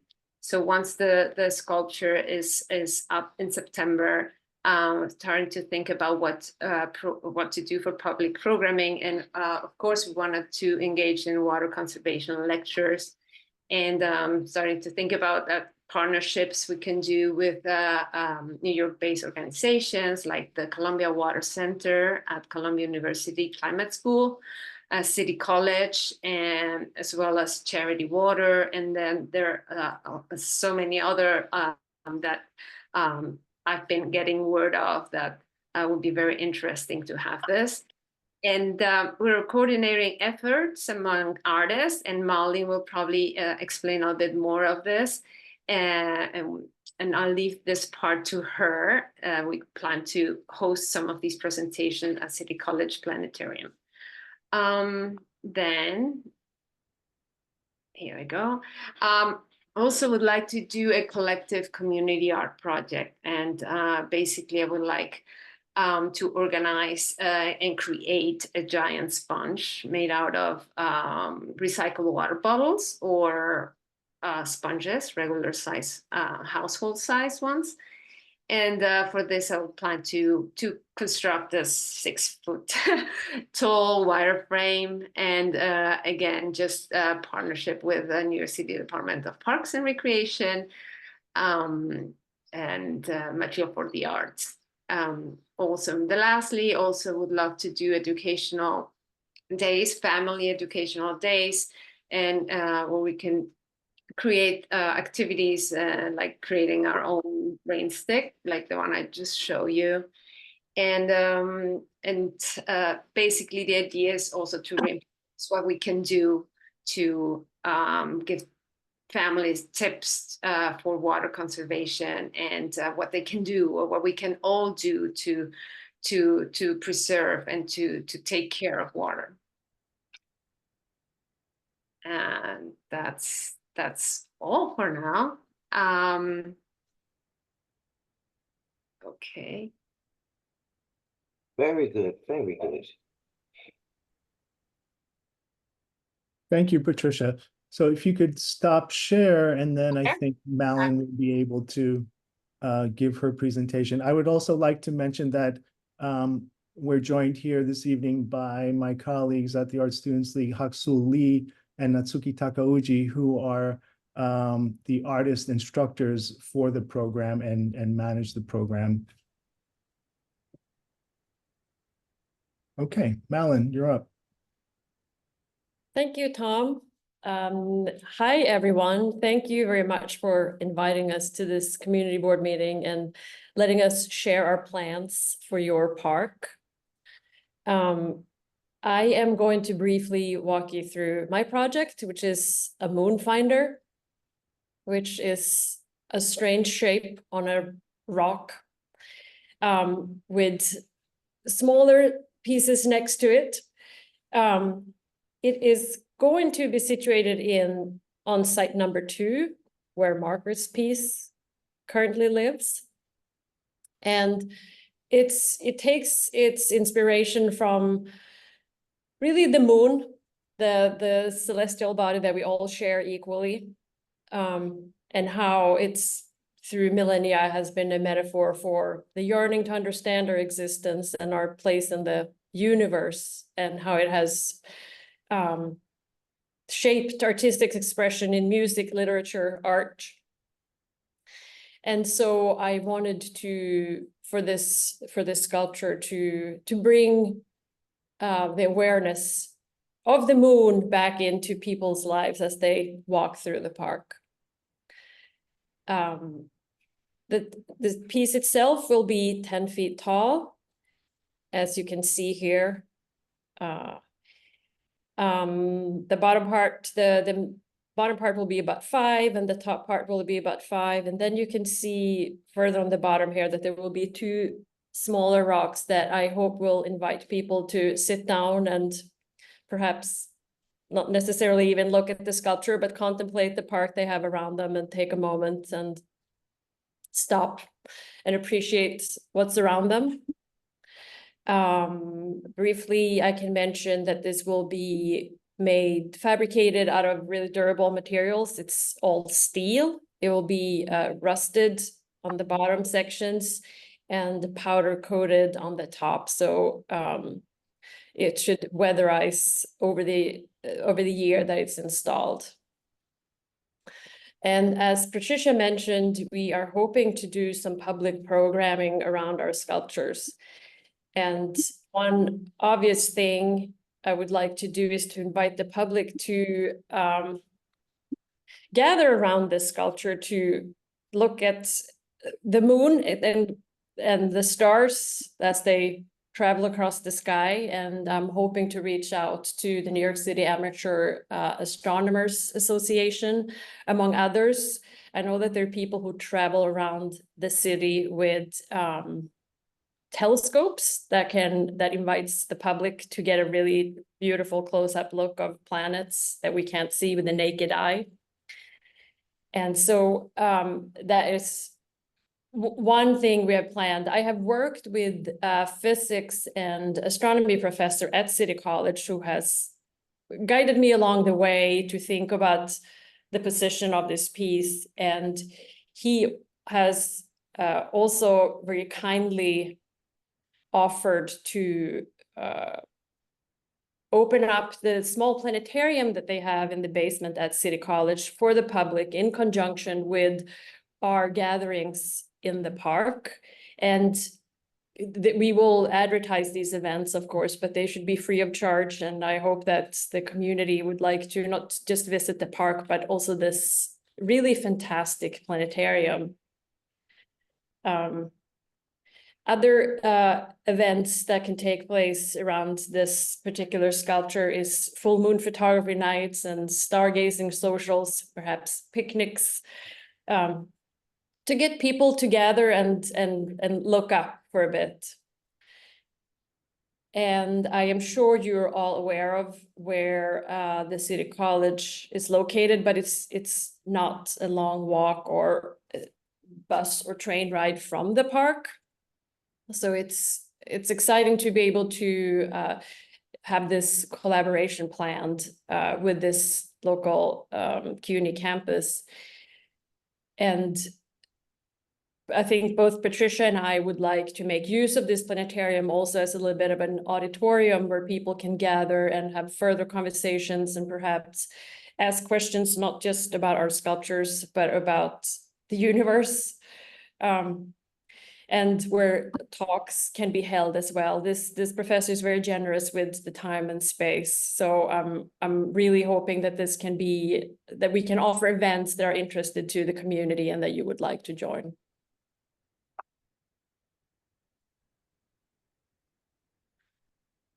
So that's all I had. I'm not sure if you want to say some closing words, Tom. Oh, thank you very much, Malin. These are wonderful projects. We've been living with them for 2 years now, and through your presentations to the Parks Department.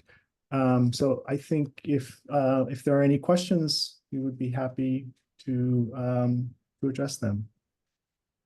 Oh, can you just remind us, when is the installation scheduled for? It's late August, correct? Late August? Yes.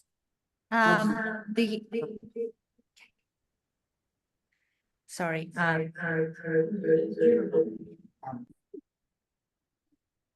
You'll have to mute one of your laptops there.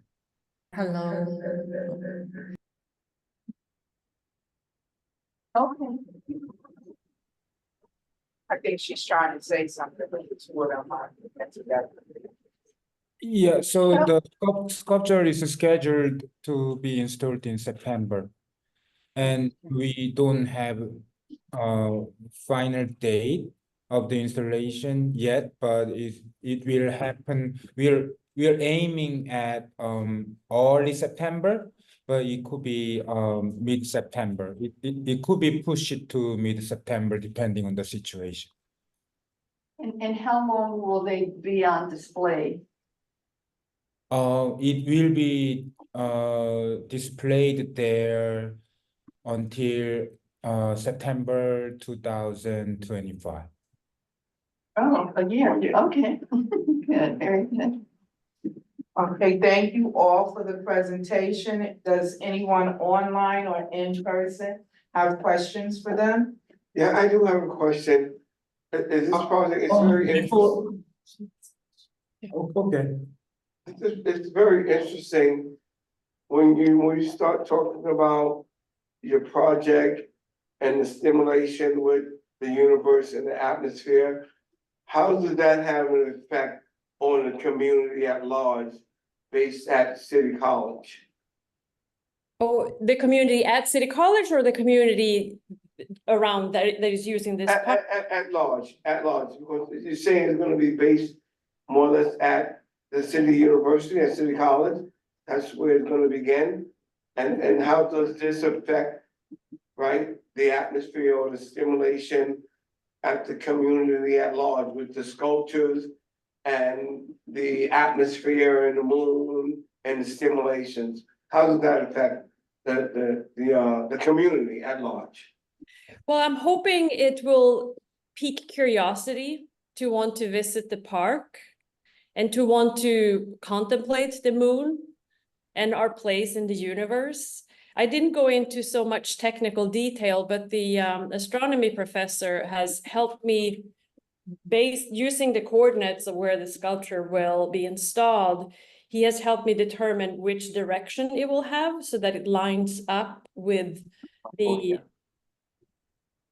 ecliptic is what it's called, where all the stars and the moon and the sun traverse across the sky.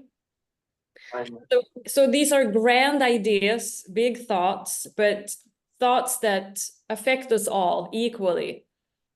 And so, but they're very specifically based on the exact coordinates of the place where it will be installed in the park. I hope that answers your question. Yeah, it almost seems like it was a compass, right? Yeah, a little bit like that. You could say that. Mm-hmm. Like your specific compass, it's truly put in place in this specific park. Yes. Thank you for answering that question. Ewan, I see you have your hand up. How are you? Hi, I'm fine, thank you. I'm so sorry to have been away for so long for family and personal health reasons, but I'm now back in the saddle. And I think I may have missed the location of these two pieces of sculpture. So which I really like. Congratulations on the installation. both sculptures will be in Riverside Park at 145th Street, so just below, or I guess technically just north of Riverbank State Park, where there's 2 artworks currently. Okay, that's what I thought, but what is the relationship between the location of those 2 pieces and City College? So I think to clarify, so the City College is supplementary programming, but the location has been programmed by Art Students League for the last couple of years, and Art Students League is working with the artists to develop these works there. Okay. And then the connection comes in with City College as a nearby institution, and the work that Malin and Patricia have done with the faculty there. So it's like a studio at City College. No, the studio is actually at the Art Students League on 57th Street. So I was not aware there was a planetarium on the City College campus. Right, there is. Where is it located? It is, does everyone, I mean, is this a known fact with everyone in the room and online? No, I knew it was there, but yeah, I think it's a surprise to most of us. I knew it was there, but Where yeah. exactly is it? Where exactly is the planetarium? And the other question is, you talked about wanting the interaction, community and City College engagement. But first of all, we need to know where it is, and we need to know if it's accessible by the community. Right. Yes, those are very, very good questions, and I apologize if I wasn't clear. The planetarium is in the basement of the science building, and it's relatively newly opened. It was quote unquote discovered by this professor not long ago, and he just recently started opening it up for the public, where you can reserve a free ticket online, but he needs, it's not a big place, so he needs to control that there's limitation to how many people can be there at the same time. But what Patricia and I are planning to do is to advertise these events so that it's clear when the planetarium is open, when you can join us and walk over there, or if you want to simply contact the planetarium on your own and go there. Yeah, could you put the information in the chat, the contact information? You know, I actually don't have that at my fingertips right now, but we will. Okay, may I give you my email?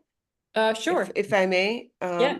info@harlemonestop.org. Okay, we're making sure we're writing this. Would that be considered on City College? You said in the science building on City College, is that a domain area? It's around 130. You know, I actually don't know City College well enough to speak to where it is in relationship to other buildings. I just know it's in the science building, and it's in the base. It's really in the sub basement. So it's all the scaffolding around the building right now. This is correct. This is correct. They're renovating parts of that building. Okay. Yes. Mm-hmm. But could you please, and your name again, please? Oh, my name is Malin Abrahamson. Okay, so I will, Marlon. Yeah, I see it. I will send. I put it in the chat. Okay. You put your email in the chat? Yeah. I don't see it. Is it okay? I'm doing that now in the interest of time. I don't want to. Perfect. Hold up. Thank you. Thank you. And if anyone in person or online wants a copy of the presentation, then just please, you can email me and I can make sure that you get a copy of the presentation. All the committee members receive their presentation. Okay. Okay. Thank all of you for those presentations. We look forward to it once it's complete and ready to go. We appreciate you guys. And please keep us informed and provide us with the announcements, you know, of the opening, so that we can participate in any other events that you're having over the year. Thank you. We will. Yep, that's certainly our objective, is to involve the community as much as possible. And in that vein, we want to mention that for the current sculptures and the current artists, Sophie Khan and Marco Pali, the sculptures that are there now, we are planning public events for the beginning of August. And we will share that information with all venues. Yes, if you reach out to our district office, they'll be able to share that with the community. Okay, thank you so much. So what we are going to do now is move forward and thank 456 West 144th Street for their extreme patience. And you guys are up next. I believe it's Isam, and I don't want to butcher your name, but Aburafe. I hope that's close. Perfect. Okay, you guys are up. Thank you again for your patience. Do you need to screen share? Do they need access? Yes, please. If you could screen share, I'm working with Isam. If you could screen share for Alan Gaida, that'd be greatly appreciated. And Okay. we are okay. Perfect. This is the owners of the property were we filed an application with the building departments and with the landmark commission to do the interior renovation, and in the process we needed to file to have better accessibility to the owners. The owners are Mr. and Mrs. White. They're lifelong New Yorkers, deep-rooted in the community, and they just need to live their senior life in comfort zone, you know, and so they need the accessibility from the basement. We renovated the basement for them, and in order to have accessibility, the stairs they're proposing to have the stairs go next. Stairs from the basement to the existing condition, or from the basement go. No, okay. If we see, no, yeah, this is the existing condition of the property. We're looking at the south side and the concrete. There is a stairs, steep stairs that we can barely see them here. Yes. By doing that, it's they're elderly, so it's very hard for them to go there, to go up the stairs. So next, we're going to propose here as we take it over, Alan, and because he's project manager and he's the designer. Yeah, so like Isam was mentioning, we're trying to address the needs of our client. They're elderly, they've owned this home for 50 years. And we wanted to find a solution for them to be able to access the basement, which they will be living in and residing in into retirement. And we were careful enough to make sure that we're maintaining the integrity of the facade, and our design proposal would not interfere with that in any way. So what we did actually is we created a photogrammetry model of the existing conditions of the property, and we rendered what is there right now. And here you're looking at a view of the existing conditions. As you can see in this area where my cursor is, the steps leading down to the basement is very hard for them to access. And the elevation of this view currently right now is one where it maintains a lot of the facade and a lot of the character is unobstructed. And our solution, if we look at our proposed design, we're saying that we want to add a planter here. So we add some vegetation to the front yard in keeping with some of the neighbors. And the new steps, you actually can't see it from the street, but it's designed in a way where it's sunken in and it goes to the basement. And if I could take a quick flyover view of what that looks like, you know, from a bird's eye, you'll see that the steps are thoughtfully designed where the risers are such that it's very easy for them to walk down and access the basement. And all the required code compliancy and ADA is accommodated with a new railing that we are specifically calling out to match the existing style of the railings that are there now. I have elevation drawings that I could show if that is more clear, but I would like to see if there is any questions about the renderings before we move forward. And just to reiterate, this is our proposed design, and this is the existing.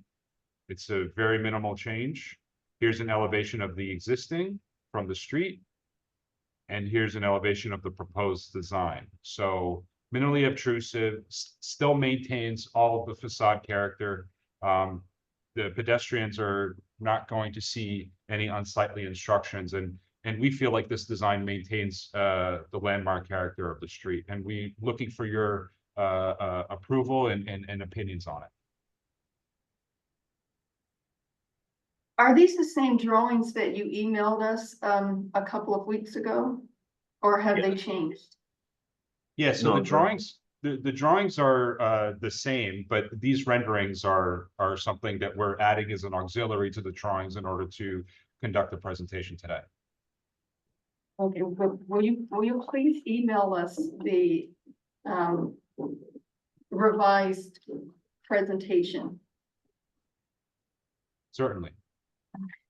And so you're just building steps, a step down to make Yes. it an easier rise over run to get to the basement area. And in addition to a new planter area here, so this photo over here shows the existing conditions. In addition to, adding those steps there, they want to have planters here that sort of matches what the neighbors have, just to add more landscape and more vibrancy to the facade. But none of the architectural elements will be impacted, and any of the items that we're proposing are either going to match, aka the existing railings, or they're going to be hidden from view, as you can see from this plan over here. So the new planter area is shown in front of the parlor steps, the porch here, and the steps going down to the basement are going to be sunken in. The curve on the front, are you going to eliminate that because there's like a step up in order to get through that front gate? Is that going to remain unchanged? Actually, it's a really good question. So in order to accommodate the steps down, what we're going to do is this area is actually going to be lowered, and except for the planter area is going to have just enough bedding in order, to actually grow vegetation. But currently, as you see, this step here is only about 2 inches high, so it's already not code compliant. So when we lower it and we get it even to this first step, essentially this whole area will be sunken, and it will accommodate the requirements of, those stairs that go down to the basement. So you're going to change the entire grade of that areaway to accommodate the stairs? Yeah, this And area this front specifically. area. Yep. This area over here. Actually, I have a better diagram here of that hatched area. So this is the area of work for the steps, and then this area over here would be sunken in to accommodate that. I have a question. Yes, go ahead. You talked about the residents been living there for many years. 50 years. Are they moving from upward to downward in the basement? And then you're saying that you're trying to create a better railing. But as residents get older, their mobility becomes different, right? And as far as their health issue, vascular situation, where sometimes they can't move up and down steps. Exactly. Opposed to creating and keeping the steps there. I hope I'm using the right terminology. What do you think about like an incline where there's no steps, where they don't have to, their mobility don't have to move their legs up and down, because that's what vascular circulation has a problem with a lot of our seniors, and they don't really address them.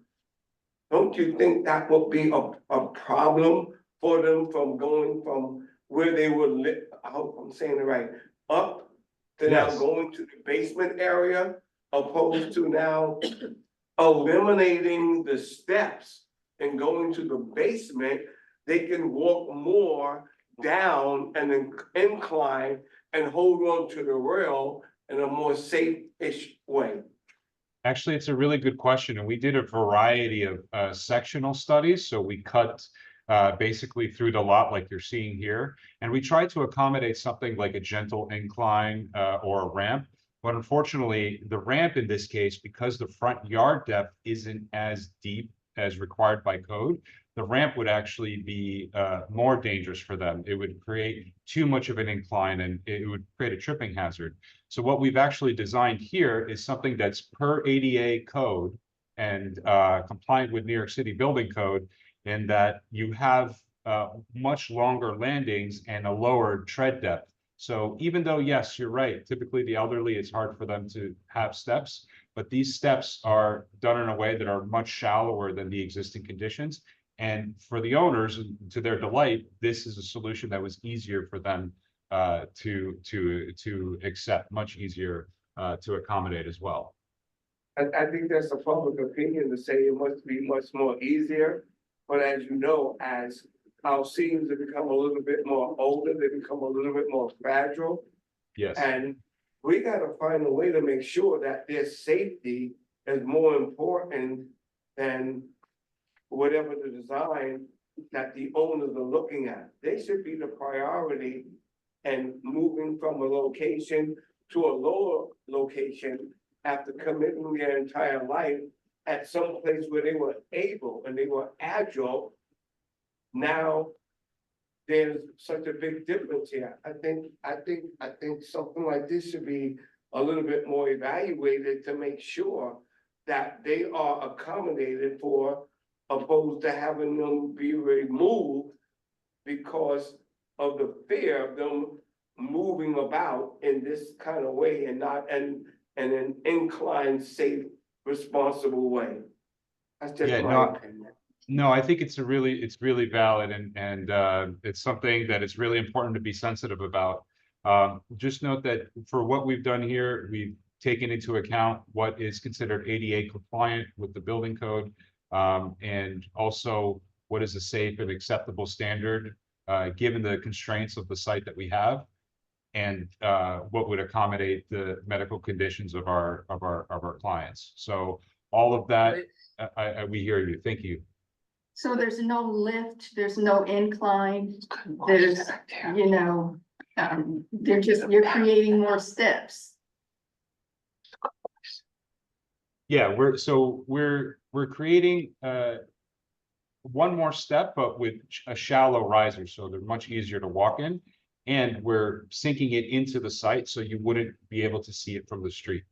A lift would actually be much more visually obtrusive than a solution like this.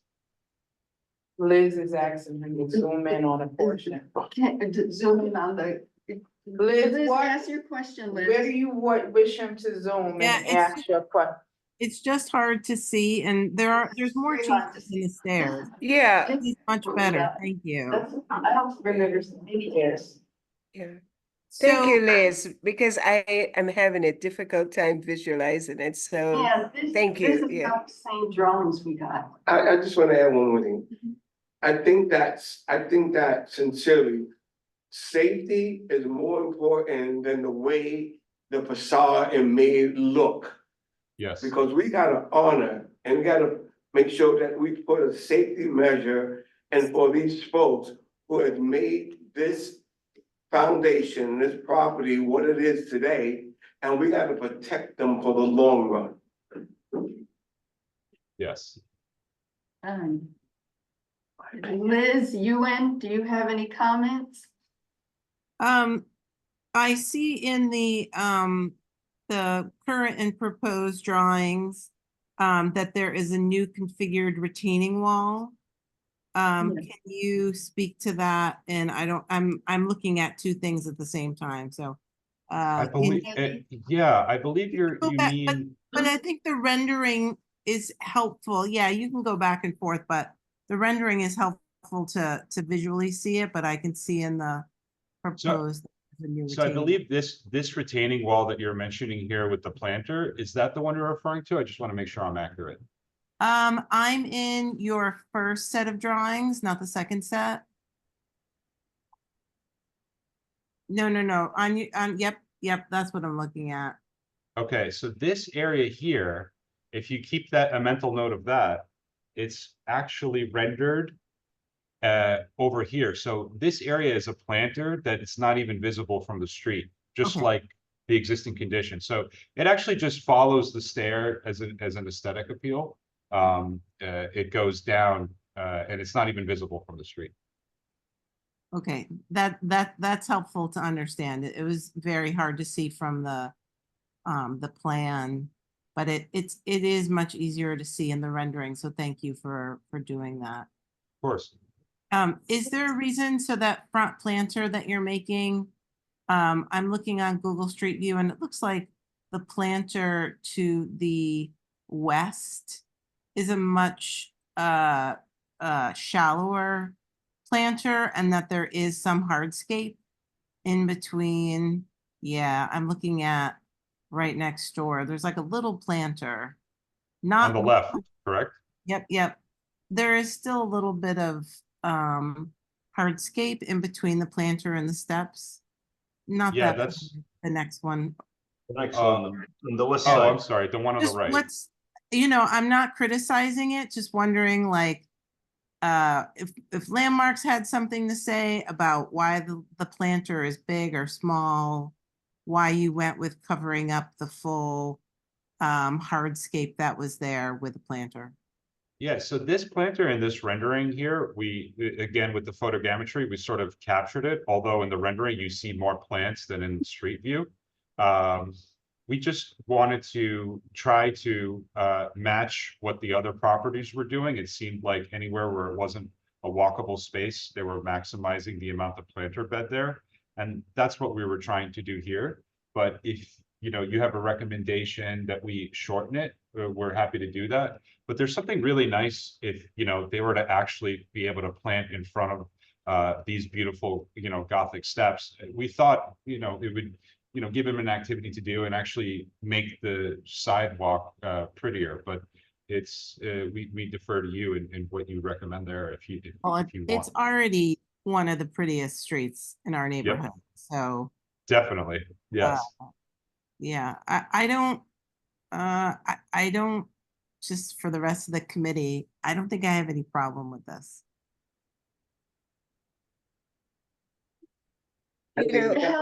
How far are you lowering the grade? Thank you. About 4 inches.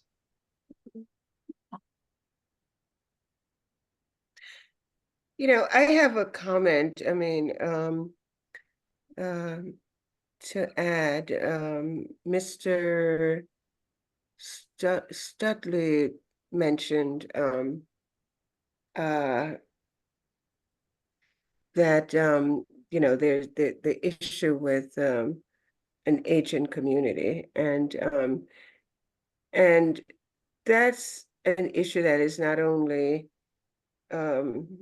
for our historic districts, but it's an issue for all historic districts throughout the city.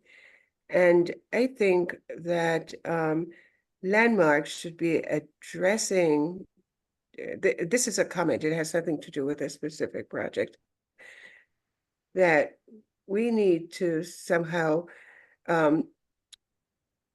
encourage Landmark to begin to look at the accessibility to these row houses for aging communities, and what is the best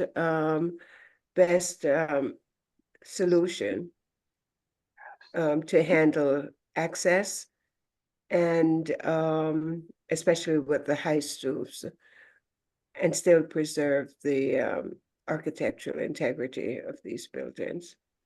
I mean, it's not only happening here, but as I said, happening throughout the city. And it's something that they should be proactive about. It's a good point, Ewan. It's a good point. They should do that. They should be looking at aging communities in the city. I totally agree. What comments did you receive from the staff, people at LPC? What were their comments? Why are you before this committee if you're only, you know, because I know certain grade levels can be approved at staff level. Is it because you're also adding, and railings also too as well? It seems that you're going more than just 4 inches because you're adding all those additional stairs. I see more than just one, I see several stairs. Maybe it's just because I can't see it. But it seems that you're adding at least 3 or 4 stairs. It's more than one. It's about 4. No, And then there is a turn, so, yeah. Yes. We condensed the stairs. The existing stairs were 7 or 8 steps, and they were very steep. So we increased the landing, and we basically eliminated 1 step from the existing by lowering the concrete, or to make the first step going to the first floor legal height. We eliminated 1 step from the original design that was very steep. So we just spread it out. We just spread the stairs out. Yeah, to Isam's point, so this is the original condition. Right, where there's no stairs there.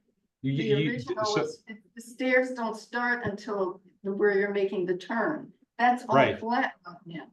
Yeah, so this is all flat, exactly. But the challenge is that in order for them to accommodate access to the basement, those risers are very, very high, and it's not code compliant today.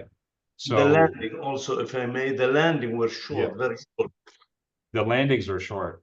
So here you're getting a solution where it's code compliant, it's ADA compliant, and it's sunken in from public view, just as the original design was. But it's also, you know, accommodating for the elderly to get to the basement. Who is the owner? Because I thought the elderly lady passed a couple of months ago. The owner, Mr. and Mrs. Ray White.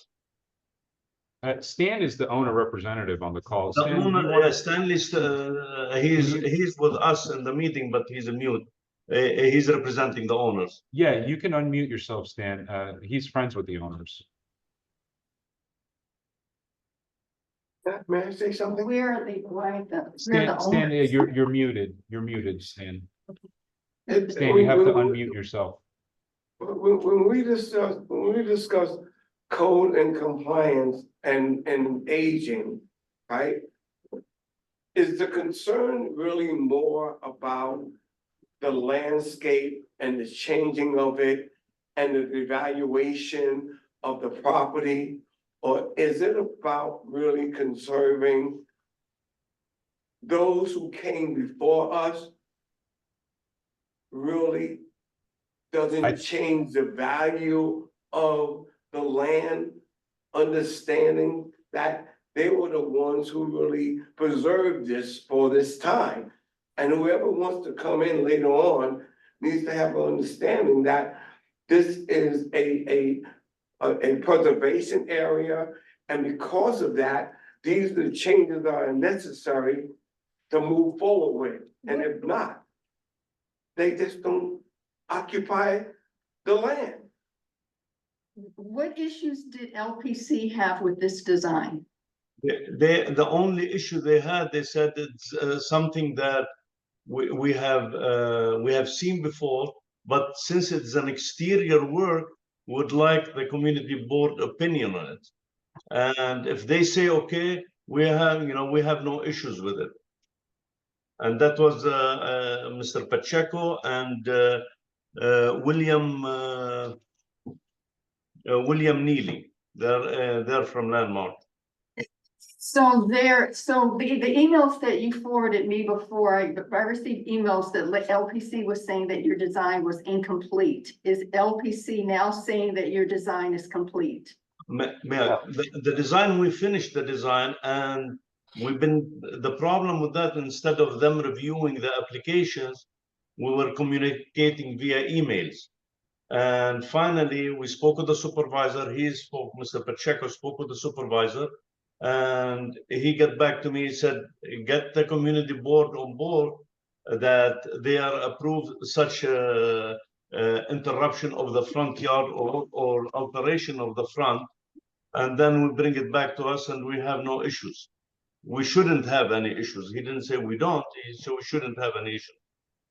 And by the way, the first email that I sent you has the LPC number 22-10-230. It seems that Landmark had changed their way of filing, and they've made me file another application, the same application, but they issued another number. So it's LPC 24, which we attach it to the plans and the presentation, which I'll be emailing to you. So all we need an opinion, God willing, you'll give us the approval, and then, or a favorable approval or opinion, and we can present it to the landmark. Why is it Can that people the hear me? Yeah, is there any reason why the owners could not be on the call tonight? That's Stanley Stutley. He's the owner's representative. He just unmuted himself. Can you hear me? Yeah, what does that, what does owner's representative mean? Well, Firstly, can people hear me?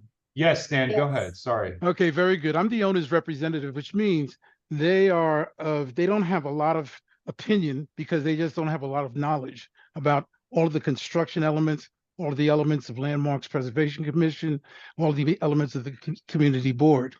So they just have me just kind of communicating for them. And I just bring things to them. I walk them through very patiently what the deal is. These people are in their high 80s.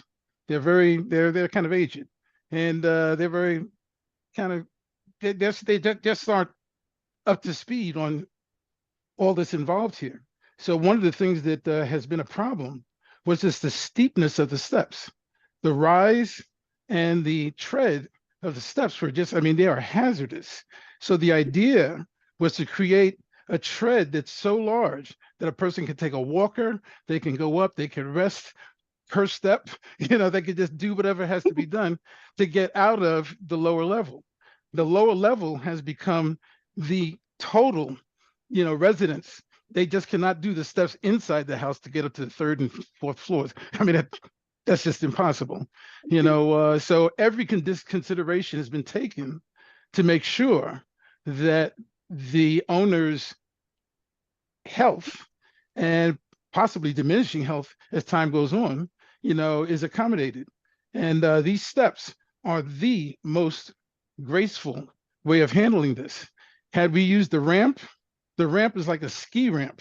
And in the wintertime, I mean, it would be, thoroughly hazardous. I mean, people they can't steady themselves on a ramp. They could steady themselves on a stair, especially if there are good railings on either side. So the bottom line is what's been presented got no pushback whatsoever from Landmarks, but they just thought it was best for the community board, you guys at the community board, to review it, to see if you understand the plan, number one, and then secondly, if in fact you do understand, what the merits of the plan happen to be, give us the approval to go ahead. But the bottom line is we can't change the degree to which the lower level is sunken into the ground. Okay, but we can change the stair arrangement, so that in fact we have a very, very long tread and a very minimal riser, so that people can basically stop and, they could stay on a step for 10 minutes if they want to. If they could stay on a step and then proceed on either up or down the staircase. What happens if it rains? Pardon me? What happens if it rains? There's a drain down at the bottom of the steps, and there is a extremely mild pitch. So the rain, even freezing rain and sleet and snow, are not an issue. Okay, we do plan on, by the way, for the winter activities, putting in what they call a heat trace system, which will just allow for the steps to be heated. So there'll be no need to even shovel snow. Snow will just melt, when the conditions require. Is that part of your design? Will Yes. that be underneath the concrete? Yes. Yes. As a community advocate here, as a vice president at 3333 Resident Association and supporting senior citizen, I think that the idea that I'm hearing is that you really don't have any real solution to it. And I think before we move forward in making these conversions, we should come up with a better plan. This as a leader, as a vice president, and I serve a lot of senior citizen people here at 3333. There's not a solution, there's not a plan. And we gotta make sure that we have a plan for these folks who have spent their life here as residents. They were able to get up. And because now they are elderly, we're gonna make it a hindrance to them without a plan. I think we need to think this over. I think that it should remain as is until we can come up with a better, stronger plan. That's just my opinion. I agree. I agree. I agree. I think we should reach out to Landmarks and really have a serious discussion I about how these, what is the word? I'm just seeing more stairs. That they accommodate these elderly and that they have ease of accessibility to their property. I think it's You're vital. adding more stairs. I can't wrap my Right. head So what are we doing moving forward? So, we do not have a quorum, so we can't take a vote. So we're going to ask you to, continue to work with LPC staff. And, our next meeting is in September. We do not have an in-person quorum, therefore we cannot provide you with a letter of support. Let me ask you, is it possible for there to be a meeting on site so that we can better explain what's going on? Because I do believe that they're misinterpreting the plans. I walked by the property on my way here and I took a picture of the property. And if you don't mind me asking, sir, can you tell me what your relationship is? Are you a neighbor? Are you a relative of the? No, I'm not. owners? I'm not in any way a part of the family. I'm just somebody that they know. And essentially, they just like my way of communicating with the engineers and architects and the presenters. So Are you a professional? Are you an architect or a designer yourself? I'm an interior designer by profession. What's happening to the rest of the house? We've modernized the entire ground floor to accommodate their lifestyle. Okay, there's a bedroom there. There was a totally modernized. No, but the walk-in rest tub of the bathroom. house. Well, Is this a different owner or No, same owner. occupancy on the upper floors? No, these people own the entire house. Okay, so who lives there right now is the owner and their children, or one of their son, who kind of is a caretaker, for the older folk. And the bottom line is every Thursday night they meet, the entire family eats Chinese food. They have a weekly thing, I mean, they're church going folk, it's a really a community space. But I think that more important than anything else is for people to understand that the scheme that's been developed has been developed for easy access. Because the way it is right now, it is just thoroughly hazardous. And this is the reason that we actually broke this design process into two phases, an exterior phase and an interior phase, because we didn't want to put everything together and be held up, not even able to go forward with the interior work, simply because of any questions about the exterior work. Yeah. Okay. Other property owners have utilized a lift, which is partially concealed by the stairs. You'll see that throughout the historic district. And again, their 80s.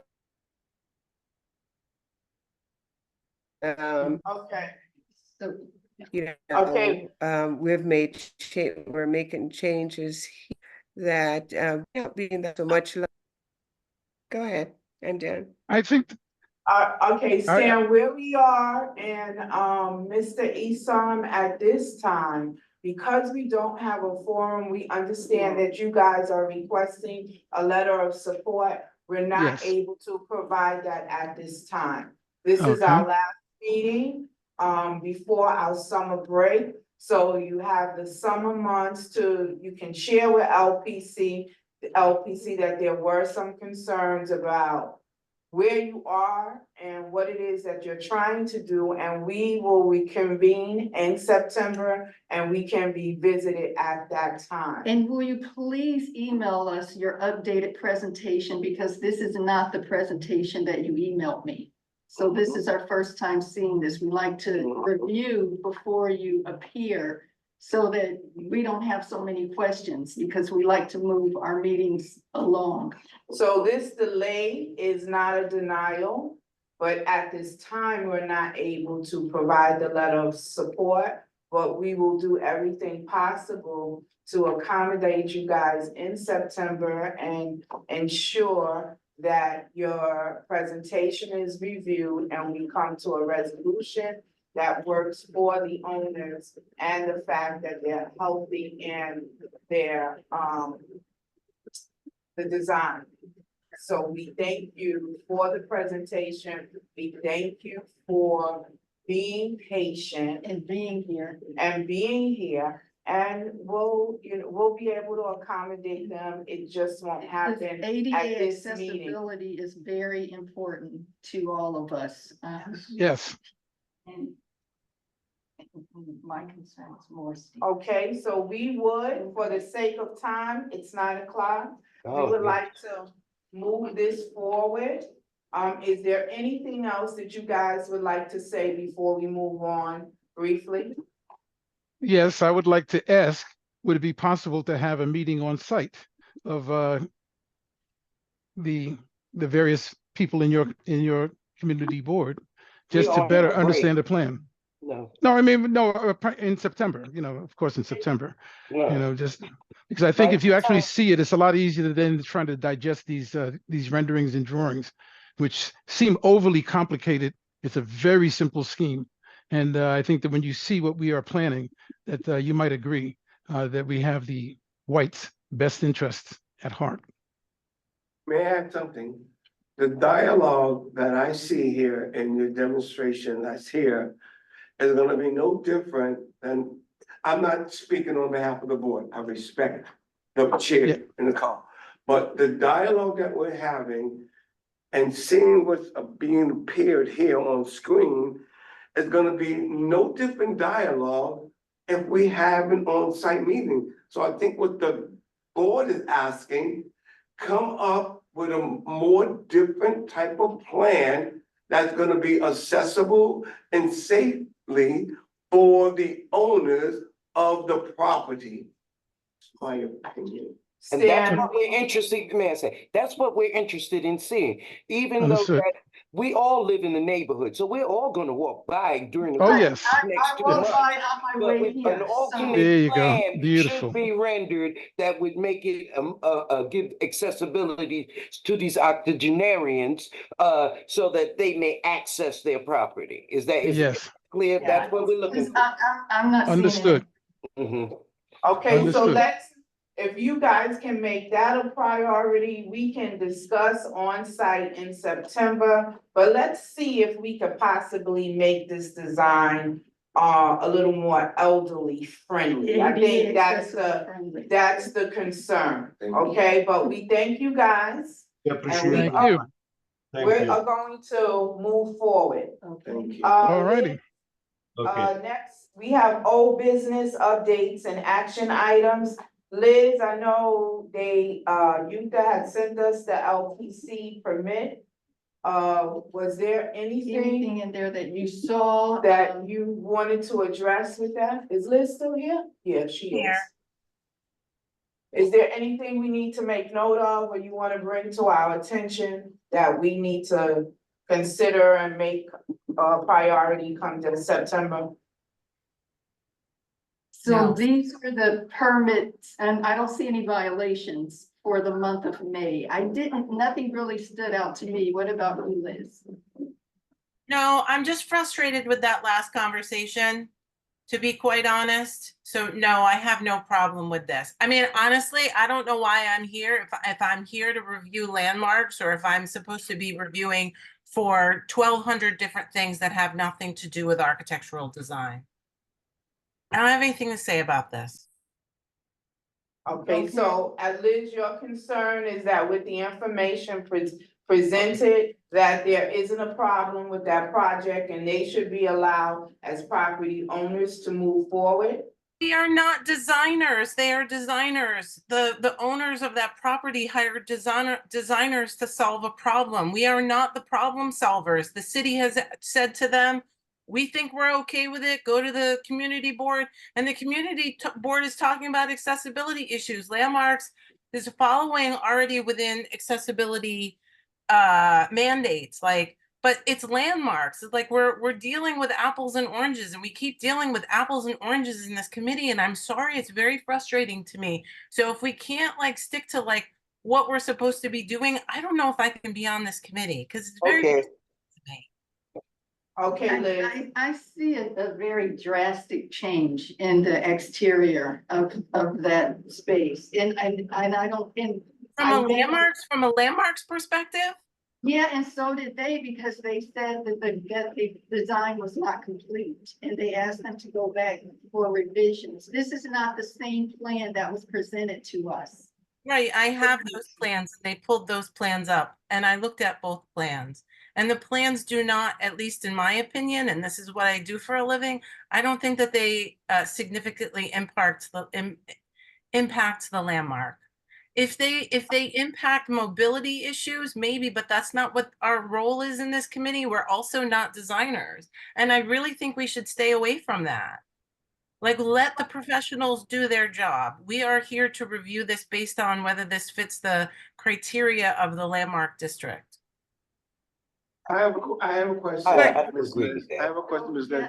But we have to understand clearly that the involvement of what the community board preservation is doing, but we have to understand the law under disability.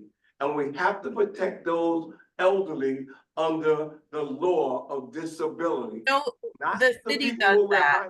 The city does that. Hold on, not the people does who we're that. hiring. And so do we. As contractors, we have to make sure that it's under the scope of the law. And what was presented is not under the scope of the law and protecting the safety of the owners.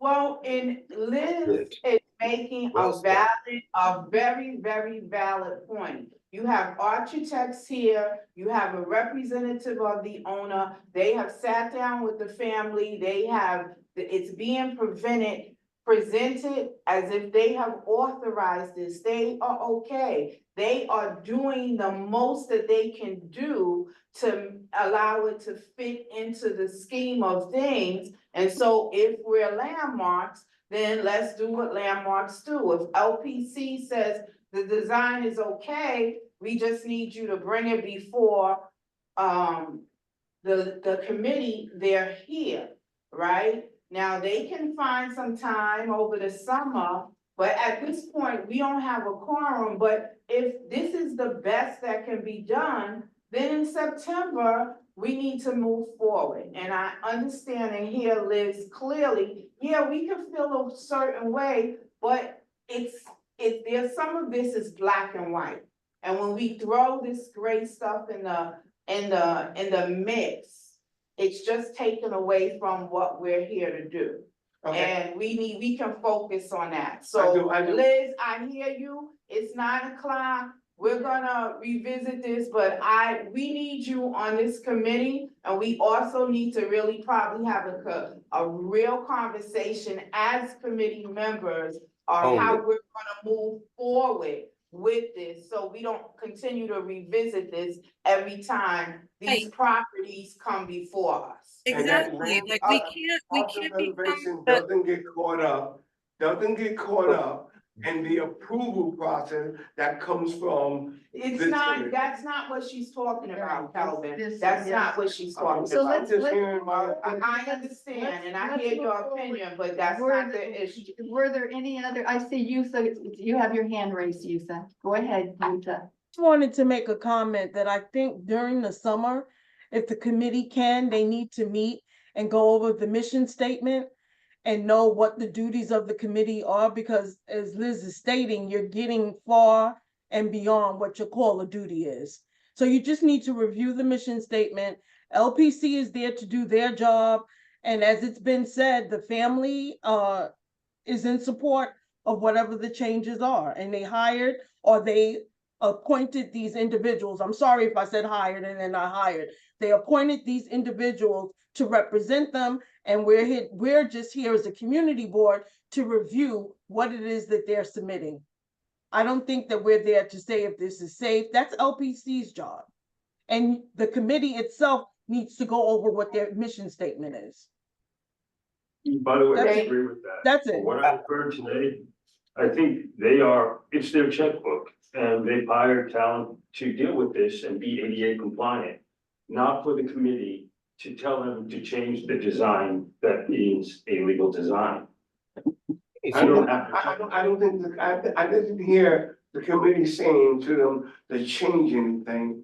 All, what I heard is that as long as they are in compliance, it takes away from the role or the responsibility of the community board 9. That's with the not, approval. that's not it. No, that's it, Alvin, you're missing it. The compliance is not an issue. They are in compliance.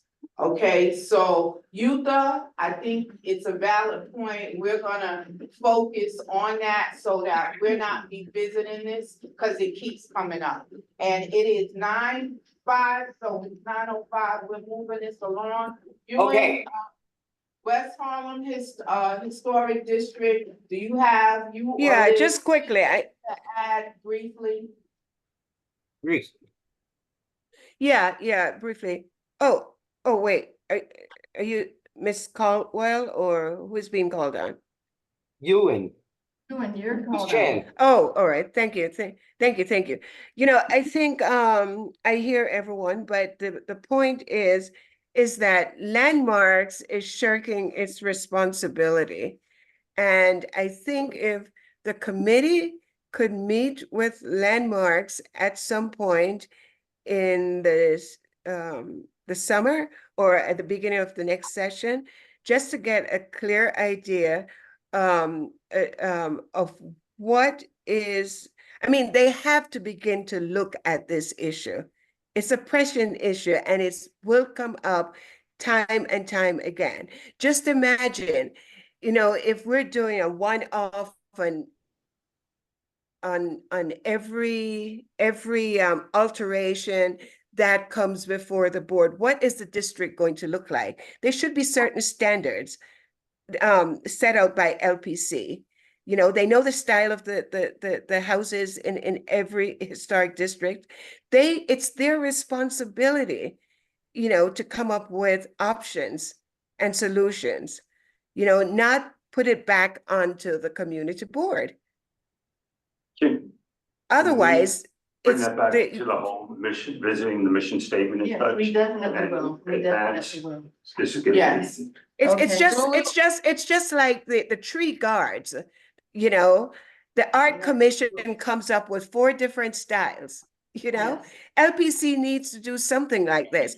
If you walk around the district, you'll see where the conversion to gas, those huge, humongous things in front of the building, LPC should be more proactive about that. You know, it devalues the property, it devalues the appearance of the historic district, you know, but they're not doing their job and they need to be held accountable. They have the expertise.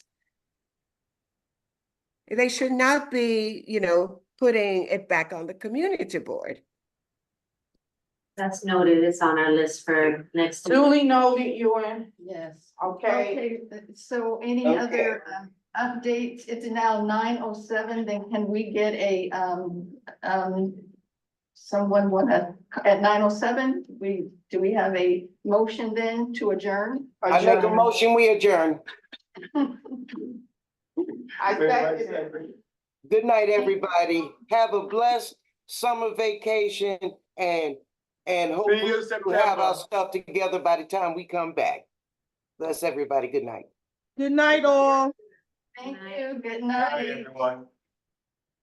Good night, all. Make sure that we say. Thank you. That's- You know, Thank you. remember Thank they're you, asking brother. if that's Thank you, standard guys, 3-hour for your meeting. time. No, we were done at 8 o'clock last time.